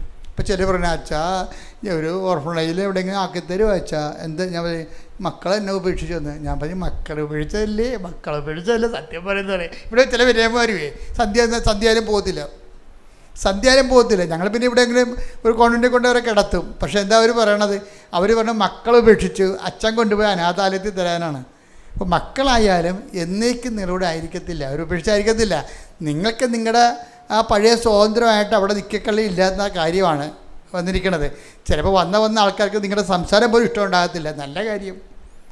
അപ്പോൾ ഈ വന്ന വരുമ്പോഴൊക്കെ അവർക്ക് പഠിച്ച ആൾക്കാരാണ്, അവർക്ക് നമ്മുടെ സംസാരം എന്നെ വർത്തമാനാണെന്ന് ചോദിക്കും, എന്നെ വർത്തമാനാണ്. ഇപ്പോൾ ഞങ്ങൾക്ക് ദൈവമേ എൻ്റെ വീട്ടിൽ തന്നെ. അപ്പം മകനാണെങ്കിൽ എന്ത് ചെയ്യും? മകൻ നമ്മുടെ കൂടെ കൂടുക? ഒരിക്കലും കൂടെ. അവനെ കെട്ടിക്കുമ്പോൾ തന്നെ ഉപേക്ഷിച്ചേക്കണം മകനെ.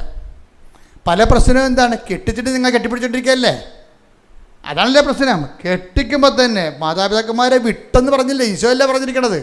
മാതാപിതാക്കന്മാരെ വിട്ട് ഭാര്യയോട് ചേരും, അപ്പം തന്നെ വിട്ടേക്കണം. അത് 90ാമത്തെ വയസ്സും പിടിച്ചോണ്ടിരിക്കുകയാണ്. ഒന്നും പ്രതീക്ഷിക്കരുത് എന്ന് കർത്താവ് പറയും. ഇനി എന്താ വിടണത്? എന്നേക്കും നിങ്ങളോട് ആയിരിക്കാൻ മറ്റൊരാശ്വാസകൻ. അതാണ് വിഷയം. മകനൊരു ആശ്വാസകനാണ്, ഭർത്താവ് ഒരു ആശ്വാസകനാണ്. ഈ സംഭവമൊക്കെ കുറച്ച് കഴിയുമ്പോൾ ചത്തുപോകും. എന്നിട്ട് നമ്മൾ കുഴിക്കാൻ പോയി കഴിഞ്ഞാൽ 8 മണിക്കത്തെ കുർബാനയും കൂടിയിട്ട് കുഴിക്കാൻ പോയി പ്രാർത്ഥിച്ചിട്ട് അവിടെ തന്നെ ഇരിക്കും. എന്താണ്? പഴയ കാര്യവും ഓർത്തുകൊണ്ടിരിക്കും. എന്തൊക്കെ ആളെ വിട്ടുപോയില്ലേ? വിട്ടതായിട്ട് നേരത്തെ കൂട്ടണം മക്കളെ, കൂട്ടി എഴുതി തള്ളണം. എന്താ കാര്യം വെച്ച് കഴിഞ്ഞാൽ എപ്പോഴായാലും ഈ നമ്മുടെ കയ്യിലുള്ളതെല്ലാം ഈശോ പറഞ്ഞല്ല, നിങ്ങൾ സമ്പാദിച്ചതെല്ലാം ആരുടേത് ആകും അല്ലേ? ചോദ്യമല്ലേ? അടിപൊളി ചോദ്യമല്ലേ? ക്രിസ്തുവിനെ അറിയണം. അല്ല ക്രിസ്തുവിൻ്റെ ആനുകൂല്യം കൊണ്ട് ജീവിതകാലം മുഴുവൻ ജീവിക്കാനൊന്നുമില്ല. ക്രിസ്തു തന്നെയാണല്ലോ പിതാവിൻ്റെ ആനുകൂല്യം. കൈയടിക്കട്ടെ, ശ്രുതിക്കട്ടെ. ഹല്ലേലൂയ, ഹല്ലേലൂയ, ഹല്ലേലൂയ, ഹല്ലേലൂയ. ആരാധന, ആരാധന. യേശുവേ സ്വന്തമാക്കുവാൻ ഈ ആരാധനയിലൂടെ ഞങ്ങളെ അഭിഷേകം ചെയ്യണം. അതായത് എന്നേക്കും നിങ്ങളുടെ ആയിരിക്കാൻ മറ്റൊരാശ്വാസം അയച്ചു തരികയും ചെയ്യും. ആബ്സൻസിൻ്റെ കാര്യം ഇതുപോലെ ചില സമയത്ത് നീ ഞങ്ങളോട് ഇങ്ങനെ ചെയ്തത് എന്താണ്? ഞാൻ നിൻ്റെ പിതാവും കൂടി എന്തോരം നിന്നെ അന്വേഷിച്ചതെന്ന് അറിയാമോ? നിങ്ങൾ എന്തിനാണ് എന്നെ അന്വേഷിച്ചത്? എന്തിനാണ് നിങ്ങൾ ആദി കൊണ്ടത്? എന്തിനാണ് നിങ്ങൾ ഉത്കണ്ഠപ്പെട്ടത്? എന്തിനാണ് നിങ്ങൾ കണ്ണീര് വാർത്തത്? എന്താ കാര്യം? ഇത് പിതാവിൻ്റെ സമയമാണെന്ന് അറിയാൻ പാടില്ലേ? പിതാവിൻ്റെ സമയം എന്താണ്? ഇത് പരിശുദ്ധാത്മാവിനെ സ്വീകരിക്കാനുള്ള സമയം. ഓരോ വേദനാ സമയങ്ങളും, മക്കൾ കൈവിട്ട്, ഭർത്താവ് കൈവിട്ട്, ഭാര്യ മരിച്ചെന്നൊക്കെ പറയുന്ന ഓരോ കാലങ്ങളും എന്തിൻ്റെതാണ്? എന്നേക്കും നിങ്ങളുടെ ആയിരിക്കും. ഇവരാരും എന്നേക്കും നിങ്ങളുടെ ആയിരിക്കത്തില്ല, ഉറപ്പല്ലേ? എന്നേക്കും ആയിരിക്കത്തില്ല മക്കളെ. നിങ്ങൾ 10 മാസം ചുവന്ന കാലത്ത് ഒന്നും പറയണ്ട, അത് അവസാനിപ്പിക്കട്ടെ. ഒരു കഥയില്ല. ആരുടെ ക്ലെയിം ഉണ്ടാക്കേണ്ട കാര്യമില്ല, ഒരു ക്ലെയിം മാത്രം. എന്താ സംഭവം? എന്നേക്കും നിങ്ങളുടെ ആയിരിക്കാൻ പ്രാർത്ഥിച്ചേ. കർത്താവേ, അങ്ങയുടെ പൊന്നുപോലത്തെ വചനം സൗജന്യമായി നൽകിക്കൊണ്ട് എന്നേക്കും എന്റെ കൂടെ ആയിരിക്കാൻ പിതാവിൽ ലഭിക്കുന്ന പരിശുദ്ധാത്മാവിനാൽ എന്നെ അഭിഷേകം ചെയ്യണമേ. നാളുകളിൽ നിങ്ങൾ എന്നോട് ഒന്നും ചോദിക്കാതിരിക്കാൻ ഈ വെള്ളം കുടിക്കുന്നവൻ ഇനി ദാഹിക്കും. ഞാൻ തരുന്ന വെള്ളം കുടിക്കുന്നവർക്ക് ദാഹിക്കുകയില്ല. നീ തരുന്ന വെള്ളമായ പരിശുദ്ധാത്മാവിനെ ദാഹിക്കുന്നവൻ എൻ്റെ അടുത്ത് വരട്ടെ. തിരുനാളിന്റെ മഹാദിനത്തിൽ അവൻ എഴുന്നേറ്റ് ഉച്ചത്തിൽ പറഞ്ഞു, ആർക്കെങ്കിലും ദാഹിക്കുന്നെങ്കിൽ അവൻ എൻ്റെ അടുത്ത് വരട്ടെ. എന്നിൽ വിശ്വസിക്കുന്നവരുടെ ഹൃദയത്തിൽ നിന്ന് ജീവജലത്തിന്റെ അരുവികൾ ഒഴുകാം. തന്നിൽ വിശ്വസിക്കാനിരുന്നവരെ സ്വീകരിക്കാനിരുന്ന പരിശുദ്ധാത്മാവിനെ കുറിച്ചാണ് അവനത് പറഞ്ഞത്. ആത്മാവേ, പരിശുദ്ധാത്മാവേ, യേശുവിന്റെ ആത്മാവേ, യേശുവിന്റെ തിരുവിലാവിലെ മുറിവ് തുറന്നുകൊണ്ട് അവന്റെ സകലത്തിന്റെ സമ്മാനമായി, സ്വർഗത്തിന്റെ സമ്മാനമായി ഇറങ്ങി വന്ന ദൈവത്തിന്റെ വാഗ്ദാനമേ, പിതാവിന്റെ വാഗ്ദാനമേ, ആത്മാവേ, പരിശുദ്ധാത്മാവേ, നിറയണമേ, നിറയണമേ, എന്നെ ശക്തിപ്പെടുത്തണമേ. ദൈവത്തിന്റെ ഉടമ്പടി സുവിശേഷമായി പൂർത്തിയാക്കുവാൻ ആത്മാവേ, ദൈവത്തിന്റെ ആത്മാവേ വസിക്കണമേ.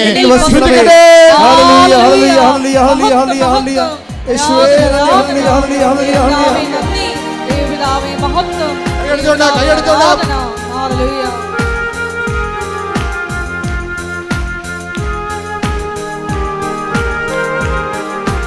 സന്തോഷത്തോടെ ആത്മാവാം ദൈവമേ വരണമേ. മുഴുകിടുന്ന വിശുദ്ധമായ രക്തത്താൽ കരരോഗികളെ സുഖപ്പെടുത്തുമെന്ന് പ്രാർത്ഥിക്കുന്നു. കർത്താവേ, നിന്റെ വിശുദ്ധമായ രക്തത്താൽ കരരോഗികളെ സുഖപ്പെടുത്താൻ പ്രാർത്ഥിക്കുന്നു. കർത്താവേ, കണ്ണ തോന്നണമേ, മുഴുകിടത്ത് ഓർത്തിട്ട് കണ്ണ തോന്നണമേ. മുഴുകിടത്ത് ഓർത്ത് കണ്ണം രാവിലെ മുഴുവൻ ഓർത്ത് കരുതണമേ. കർത്താവേ, കണ്ണ തോന്നണമേ. കർത്താവേ, അടിപ്പെടുത്താൻ അത്ഭുത കണ്ണോർത്ത് കണ്ണ തോന്നണമേ. കർത്താവേ, കരതോന്നമേ. കരചരണങ്ങളിലെ ആണിപ്പഴുതോർത്തുകൊണ്ട് കർത്താവേ, അങ്ങനെ മക്കളോട് കണ്ടത് മാർഗരോഗങ്ങള്, തീരാവേദികള്, ജീവിത ദുരിതങ്ങള്, യേശുവിന്റെ നാമത്തിൽ മാർഗരോഗങ്ങള്, തീരാവേദികള്, ജീവിത ദുരിതങ്ങള്,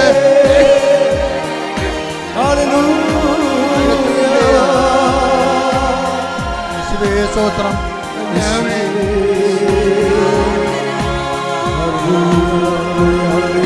കർത്താവേ, കണ്ണ തോന്നണമേ.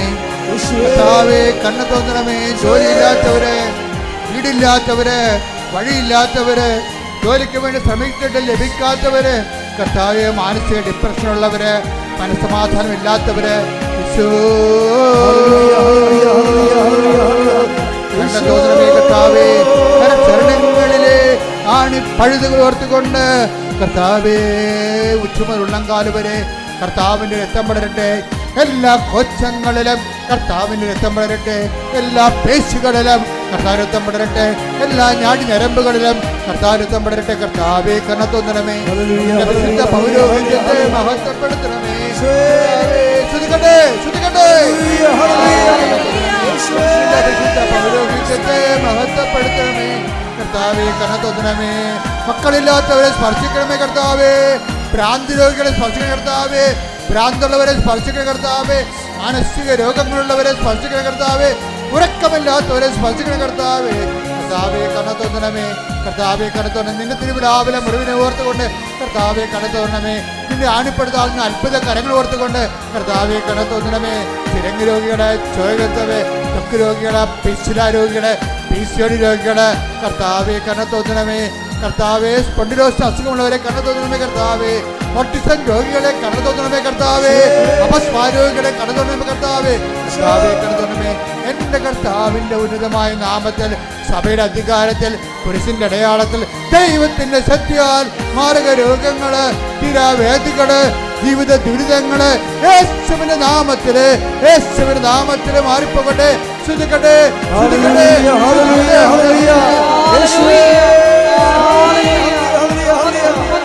ജീവിത ദുഃഖങ്ങള്, ജോലിയില്ലാത്തവര്, വിസ തട്ടിപ്പിൽ കുടുങ്ങിപ്പോയവര്, പണം നഷ്ടപ്പെട്ടവര്, ഇന്റർവ്യൂവിന് പങ്കെടുക്കാൻ പോകുന്നവര്, പരീക്ഷയുടെ റിസൾട്ട് പ്രതീക്ഷിക്കുന്നവര്, പരീക്ഷ എഴുതിക്കൊണ്ടിരിക്കുന്നവർ, എഴുതാൻ പോകുന്നവര്, വീട് വിൽക്കാനുള്ളവര്, വീട് എടുക്കാനുള്ളവര്, യേശുവിന്റെ നാമത്തില് മാർഗ തടസ്സങ്ങൾ, ജീവിത ദുരിതങ്ങള് യേശുവിന്റെ നാമത്തില് മാറിപ്പോകട്ടെ.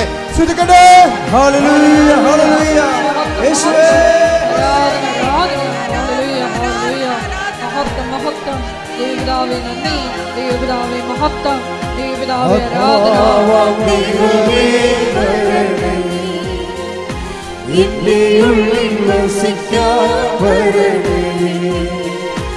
ആത്മാവാം ദൈവമേ വരണമേ. എന്റെ ഉള്ളിൽ വസിക്കാൻ വരണമേ. ദാഹിച്ചു നിന്നെ ഞാൻ തേടുന്നു. സ്വർഗം തുറന്നിറങ്ങി നീ വരണേ. ദാഹിച്ചു നിന്നെ ഞാൻ തേടുന്നു. സ്വർഗം തുറന്നിറങ്ങി നീ വരണേ. ആത്മാവാം ദൈവമേ വരണേ. എന്റെ ഉള്ളിൽ വസിക്കാൻ വരണേ. കണ്ണുകളടച്ച് കൈകൾ കൂപ്പി കർത്താവിൻ്റെ സാന്നിധ്യം നിറഞ്ഞു നിൽക്കുന്ന സമയമാണ്. കൈകൾ ഒതുക്കി വെച്ചുകൊണ്ട് മാതാവിൻ്റെ മാധ്യസ്ഥ ഈശോൻ്റെ സന്നിധിയിലേക്ക് വരാനിടയാക്കിയ ഇന്നത്തെ ദിവസത്തെ ഓർത്തുകൊണ്ട് മനസ്സുകൊണ്ട് നന്ദി പറയുക. മലമൂത്രങ്ങൾ അറിയാതെ പോകുന്ന രോഗിയെ കർത്താവ് കാണിക്കുന്നുണ്ട്. ആ രോഗിയെ കർത്താവ് സുഖപ്പെടുത്തിയിരിക്കുന്ന 67 വയസ്സിനും 57 വയസ്സിനും ഇടയ്ക്കാണ് ആ രോഗിയുടെ പ്രായം. കർത്താവ് വ്യക്തിയെ കിടക്കുമ്പോൾ വെറുതെ ആ വ്യക്തിക്ക് ബോധമില്ല, മലമൂത്രങ്ങൾ അറിയാതെ പോയിക്കൊണ്ടിരിക്കുന്ന ഭയങ്കരമായ സങ്കടമാണ് ആ കുടുംബത്തിന്. കർത്താവ് അത് ഏറ്റെടുക്കുന്ന ആളെ കാണിക്കുന്നുണ്ട്.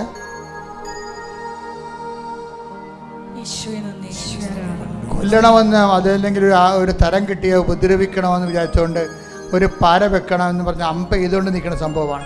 കർത്താവ് വില്ല് മറച്ചു വയ്ക്കുകയാണ്. എന്നാൽ മറ്റുള്ളവരെ ഉപദ്രവിക്കണം എന്നുള്ള നിൻ്റെ മനസ്സ്, നിന്നെ ഉപദ്രവിച്ചവരെ, നിന്നെ കൊച്ചാക്കിയൊരു താത്തിക്കെട്ടിയവരെ തരം കിട്ടിയാൽ അവരോട് അതേ രീതി നാണയത്തിൽ തന്നെ പ്രതികരിക്കണമെന്ന് ആഗ്രഹിക്കുന്നവരുണ്ട്. പരിശുദ്ധാത്മാവ് പ്രവർത്തിക്കത്തില്ല, അതുകൊണ്ട് ആ വെള്ളം വാങ്ങിവെക്കാൻ ഈശോ പറഞ്ഞിരിക്കുന്നു. അത് നടപ്പിൽ വരുത്തുക. കർത്താവ് തീർച്ചയായിട്ടും എൻ്റെ വൈരാഗ്യബോധത്തെയും പകയെയും ഞാൻ എടുത്തു മാറ്റുന്നു. പകരം സ്നേഹവും ക്ഷമയും ദയയും നന്മയും വിശ്വസ്തയും കൊണ്ട് എന്നെ നിറക്കണമെന്ന് ആ വ്യക്തികൾ സ്വന്തമായിട്ട് പ്രാർത്ഥിക്കട്ടെ. തോളിനും കഴുത്തിനും ഇടയ്ക്ക്, കണ്ണിനും നമ്മുടെ ഈ ആംഗിളിൽ എവിടെയോ ഒരു മുഴയുണ്ട്. അതായത് ചെവിക്കും തോളിനും ഇടയ്ക്ക്, ചെവിയുടെ താഴെ കാണുന്ന മുഴകളെ കർത്താവ് സ്പർശിച്ച് സൗഖ്യത്തേക്ക് നയിക്കുന്നു. ശ്രദ്ധിക്കട്ടെ. ഹല്ലേലൂയ, ഹല്ലേലൂയ, ഹല്ലേലൂയ, ഹല്ലേലൂയ. യേശുവേ നന്ദി. ഹല്ലേലൂയ. തൊലി മാറി വരികയും തലം മസിലിൻ്റെ ഭാഗം മാംസം ശോഷിച്ചു വരികയും എല്ലുന്തി വരികയും എല്ലിന് ക്രമാതീതമായ വളർച്ച പ്രാപിക്കുകയും എല്ല് കൊത്തുന്ന സ്ഥലങ്ങളിൽ വേദനിക്കുകയും ചെയ്യുന്ന എല്ലിനെ കർത്താവ് സൗഖ്യപ്പെടുത്തിക്കൊണ്ടിരിക്കുന്നു. ശ്രദ്ധിക്കട്ടെ. ഹല്ലേലൂയ, ഹല്ലേലൂയ, ഹല്ലേലൂയ, ഹല്ലേലൂയ, ഹല്ലേലൂയ. യേശുവേ നന്ദി. ഹല്ലേലൂയ. വീണ്ടും കക്ഷത്ത് മാറാതെ വേദന, എപ്പോഴും രോഗങ്ങളിൽ മുഴകൾ പൊങ്ങി വരും, ചിലപ്പോൾ ചുട്ടിപ്പോകും. അത് സാധാരണമാണ്, സ്വാഭാവികമാണ്, നീറിറങ്ങി വീഴാണ് നമ്മൾ കരുതും.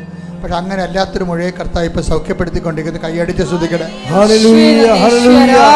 യേശുവേ നന്ദി, നന്ദി കർത്താവേ. നന്ദി പറയുന്നു. ഹല്ലേലൂയ. ടി എന്ന അക്ഷരത്തിൽ തുടങ്ങുന്ന വീണ് പോയെന്ന് കരുതുന്നു. ടി എന്ന അക്ഷരത്തിൽ തുടങ്ങുന്ന പേര് വീണ് പോയെന്ന് കരുതുന്നു. ഇനി മുന്നോട്ട് ഒന്നിനും ഞാനില്ല, മരിക്കും വരെ എവിടെയെങ്കിലും ഒതുങ്ങി ജീവിക്കാം, ഭക്ഷണം തന്നെ വേണമെന്നില്ല. ഡിപ്രഷൻ്റെ അവസാന രൂപമായി ജീവിതത്തെ അഭിമുഖീകരിച്ച് തോറ്റ്, അല്ലെങ്കിൽ അയാളെ തോപ്പിച്ചു. ദൈവം തോപ്പിക്കാതെ നിന്നെ ആർക്കും തോപ്പിക്കാൻ കഴിയത്തില്ലെന്ന് പരിശുദ്ധ അമ്മ പറയുന്നു.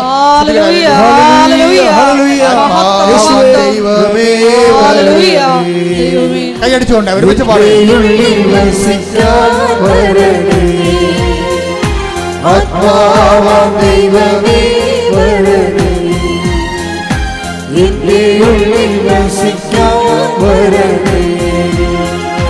ദാഹിച്ചു നിന്നെ ഞാൻ തേടുന്നു, സ്വർഗ്ഗം തുറന്നിറങ്ങി നീ വരണേ. ദാഹിച്ചു നിന്നെ ഞാൻ തേടുന്നു, സ്വർഗ്ഗം തുറന്നിറങ്ങി നീ വരണേ. ആത്മാവാം ദൈവമേ വരണേ, എന്റെ ഉള്ളിൽ വസിക്കാൻ വരണേ.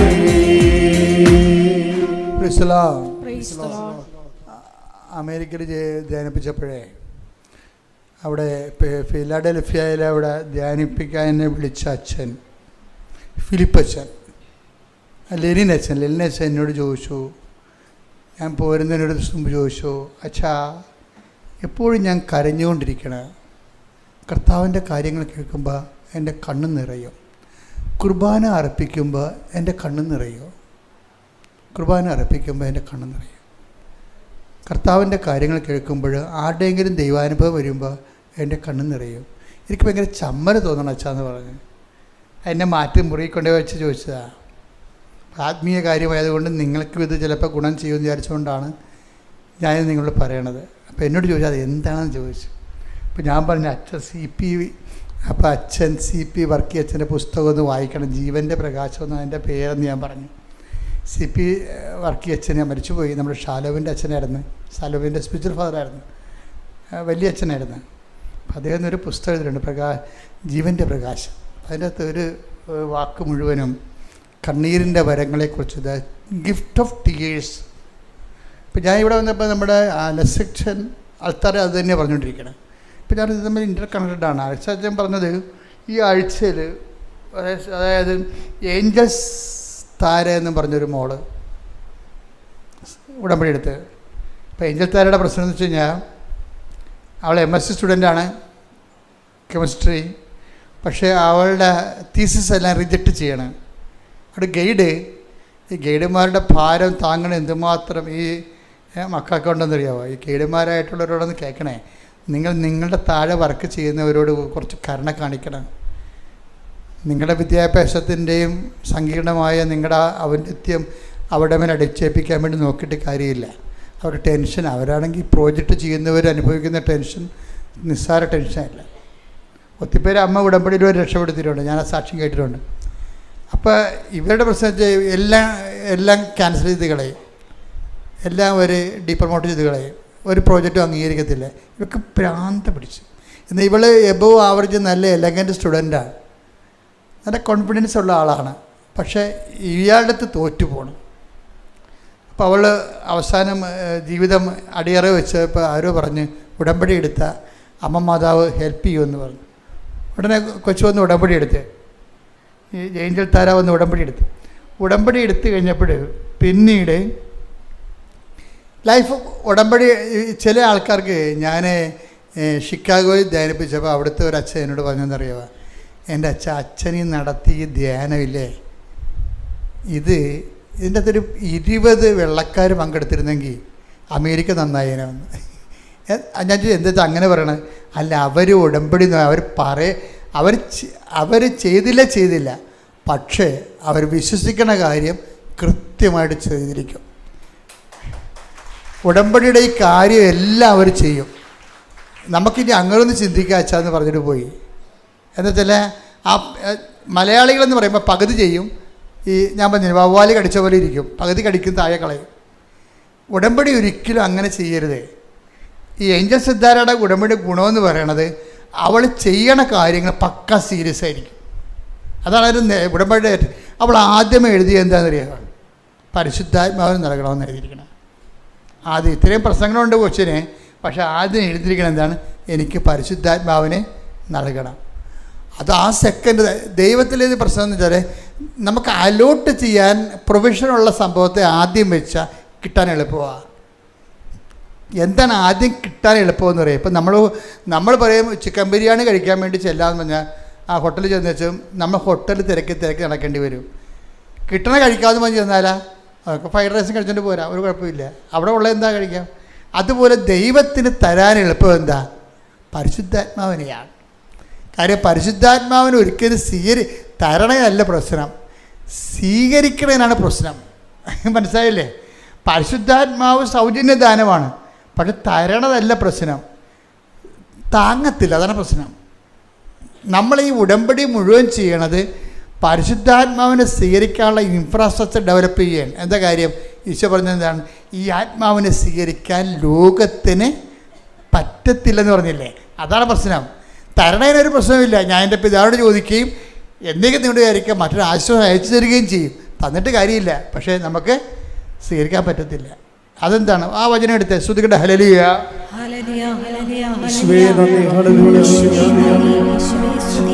14:17 യോഹന്നാന്റെ സുവിശേഷം. ഈ സത്യാത്മാവിനെ സ്വീകരിക്കാൻ ലോകത്തിന് സാധിക്കുകയില്ല. ഈ ലോകമാണ് ഈ പ്രോബ്ലം നിൽക്കുന്നത്. ഈ ലോകത്തെ ഹരിച്ചു കളയാൻ വേണ്ടിയാണ് നമ്മൾ ഉടമ്പടിയിൽ ഓരോ പൊസിഷൻ വെച്ചിരിക്കുന്നത്. നിങ്ങളുടെ സ്റ്റാറ്റസ് ലോ ചെയ്യുമ്പോൾ നിങ്ങൾ വലിയ, ഞാൻ തഹസിൽദാരാണ്, കളക്ടറാണ്, അതുകൊണ്ട് ഞാൻ ഉടമ്പടി എടുക്കത്തില്ല എന്നൊക്കെ പറഞ്ഞില്ലേ. അപ്പോൾ പിന്നെ എടുക്കുന്നവരെന്ന് പറയണത്, പിന്നെ എടുക്കുന്നവർ അത് കരുതിക്കൂടി എടുക്കാം. ശരി, കുറച്ച് പ്രാർത്ഥിക്കാം, 5-6 ദിവസം നല്ലോണം പ്രാർത്ഥിക്കാം, എന്തെങ്കിലും നടക്കുമെന്ന് നോക്കട്ടെ. അങ്ങനെ കുറേ പെരിച്ചാടികൾ ഉടമ്പെടുത്തിട്ടുണ്ട്. എന്ന് വെച്ച് കഴിഞ്ഞാൽ അത് കുറച്ച് നോക്കാമെന്ന് പറഞ്ഞത് അങ്ങനെയല്ലേ സംഭവം. അത് ലോകാരൂപിയാണ്, അവരതൊന്നും ചെയ്യത്തുമില്ല. അതാണ് ഈശോ പറഞ്ഞത്. തരുന്നതിന് കുഴപ്പമില്ല, സ്വീകരിക്കാനാണ് കുഴപ്പം. സ്വീകരിക്കാൻ എന്താണ്, ഞാനിങ്ങനെ പത്രം കൊടുക്കണത്, അവരല്ലേ നമ്മളെ വിളിക്കുക, തന്തക്ക് വിളിക്കുക, അത് തോന്നിയ ദിവസം പറയുക. അപ്പം അവരെങ്ങനെയാണ് അത് ചെയ്യണത്? കഴിഞ്ഞ ദിവസം വിജയകുമാർ സാർ പറഞ്ഞു, ഞാൻ യൂത്തിൻ്റെ ഒരു സർക്കിൾ ഉണ്ടാക്കാൻ പോവുകയാണ്. എന്തിനാണ്? കൂട്ടത്തോടെ സുവിശേഷ വേല ചെയ്യാൻ. ഒറ്റക്ക് പോയി കഴിഞ്ഞാൽ ആൾക്കാർ എന്തെങ്കിലുമൊക്കെ പറയുമ്പോൾ അവർക്ക് മനസ്സുമെടുക്കും. ഞാനൊന്നും മിണ്ടില്ല. അങ്ങനെ പുള്ളിക്ക് ചെയ്യട്ടെ എന്ന് വിചാരിച്ചു. പക്ഷേ കൃപാസനത്തിൽ എന്താണ്? ഒറ്റയ്ക്ക് പോകണം. തന്തയ്ക്ക് വിളി കേട്ടാലും ഒറ്റയ്ക്ക് പോകണം. എന്താ കാര്യം? നിൻ്റെ കൂടെ മാതാവുണ്ടെന്നുള്ള ബോധ്യം. സഞ്ചാരി മാതാവല്ലേ അല്ലേ? അല്ല കൂട്ടം കൂടി ആയിട്ടാണ് പോണത്? അല്ല, ഒറ്റയ്ക്ക് പോകണം. കർത്താവിൻ്റെ കൂടെയുണ്ട്, ഞാൻ നിന്നെ ആശീർവദിച്ച് അയക്കുന്നു. അപ്പോൾ അപ്പോഴാണ് ദൈവത്തിൻ്റെ ഇവാഞ്ചലിസ്റ്റ് പ്രേക്ഷിതനായി പോണത്. അല്ല, ഇത് പാർട്ടി പ്രവർത്തനമല്ലല്ലോ, കൂട്ടം കൂടി പോയി വട്ടുപിടിക്കുകയല്ല. അപ്പം അത് ഒരാൾ പോകുമ്പോൾ എന്തെങ്കിലും ചിലപ്പോൾ നിങ്ങളൊരു വീട്ടിൽ ചെല്ലുമ്പോൾ എന്താണ് തരണത്? തന്നത് ഭക്ഷിക്കാൻ പറയും. ചിലപ്പോൾ അവർ നമ്മളെ തന്തക്ക് വിളിക്കും. ഇത് ഭ്രാന്താണ് നിങ്ങൾക്ക്, ഇതൊക്കെ പറ്റിപ്പും കൊണ്ട് അടയ്ക്കണമെന്ന് ചോദിക്കും. അതായത് അപ്പം ഒരു വീട്ടിൽ ചെന്നാൽ കിട്ടണ ഭക്ഷിക്കാനല്ല പറയണത്. അല്ല, ഇത് ഞാൻ എടുക്കത്തില്ല, വേറെ തരാൻ പറയുക, ആരെ പറയത്തില്ല.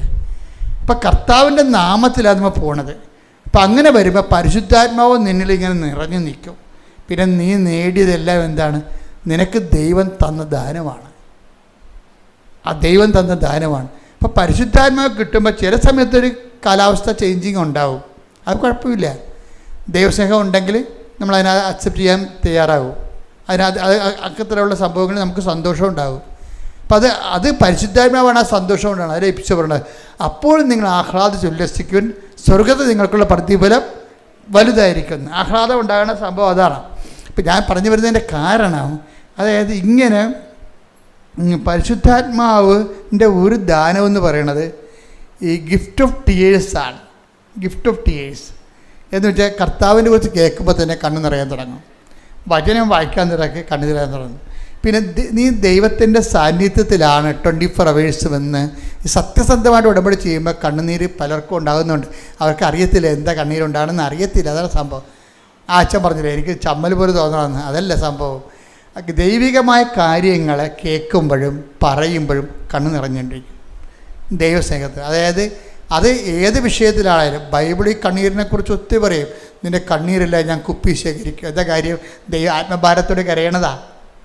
ദൈവത്തിന് വേണ്ടിയുള്ള ദൈവത്തിൻ്റെ അകത്ത് കയറി ദൈവസ്നേഹത്തോട് ചെയ്യുമ്പോഴാണ്, ദൈവത്തിൽ ആശ്രയിച്ച് ചെയ്യുമ്പോൾ ദൈവസ്നേഹത്തിൽ ഔട്ട് ബേസ്റ്റായി പോകും ആൾക്കാർ. അപ്പം അതുകൊണ്ടാണ് ഈ അങ്ങനെ ഔട്ട് ബേസ്റ്റായിട്ട് ചെയ്യുന്ന സംഭവങ്ങൾ ഞാൻ കുപ്പി ശേഖരിക്കും. അപ്പോൾ 56:8 പറയത്തില്ലേ? പിന്നെ അതുപോലെ കണ്ണീരോടെ വിതക്കുന്നു എന്നൊക്കെ പറയത്തില്ലേ? ഇപ്പം 126:7 പറയത്തില്ല. എന്താ പറയണത്? അവർ കണ്ണീരോടെ വിതക്കുന്നു, ജയഘോഷത്തോടെ കൊയ്തുകൊണ്ട് വരുന്നെന്ന്. ഇപ്പം കണ്ണീരിൽ വിതക്കുമ്പോൾ ഓർക്കുക, ആത്മാവിലാണ് അഭിഷേകത്തിൽ ആ സംഭവം ചെയ്യണത്. അപ്പം അതിന് ഇവളുടെ ഫലം എന്ന് പറഞ്ഞാൽ എന്താ വെച്ച് കഴിഞ്ഞാൽ, ഉടമ്പടി ചെയ്ത് കഴിഞ്ഞ് പിന്നീട് ആ പണ്ടുണ്ടായിരുന്ന തീസിസ് റെക്കോർഡ് അതുപോലെ തന്നെ കൊണ്ടേ കൊടുത്തപ്പോഴും പിന്നെ എക്സലൻ്റ് ഇയാൾ മാറ്റിക്കളഞ്ഞ ദൈവം. ആ ആളെ അങ്ങേരുടെ മാസ്റ്റർ ഗൈഡിനെ മാറ്റിക്കളഞ്ഞ് മനസ്സ് അയാളെ മാറ്റിയില്ല, പക്ഷെ അയാളുടെ മനസ്സ് മാറ്റി. എന്താണ്?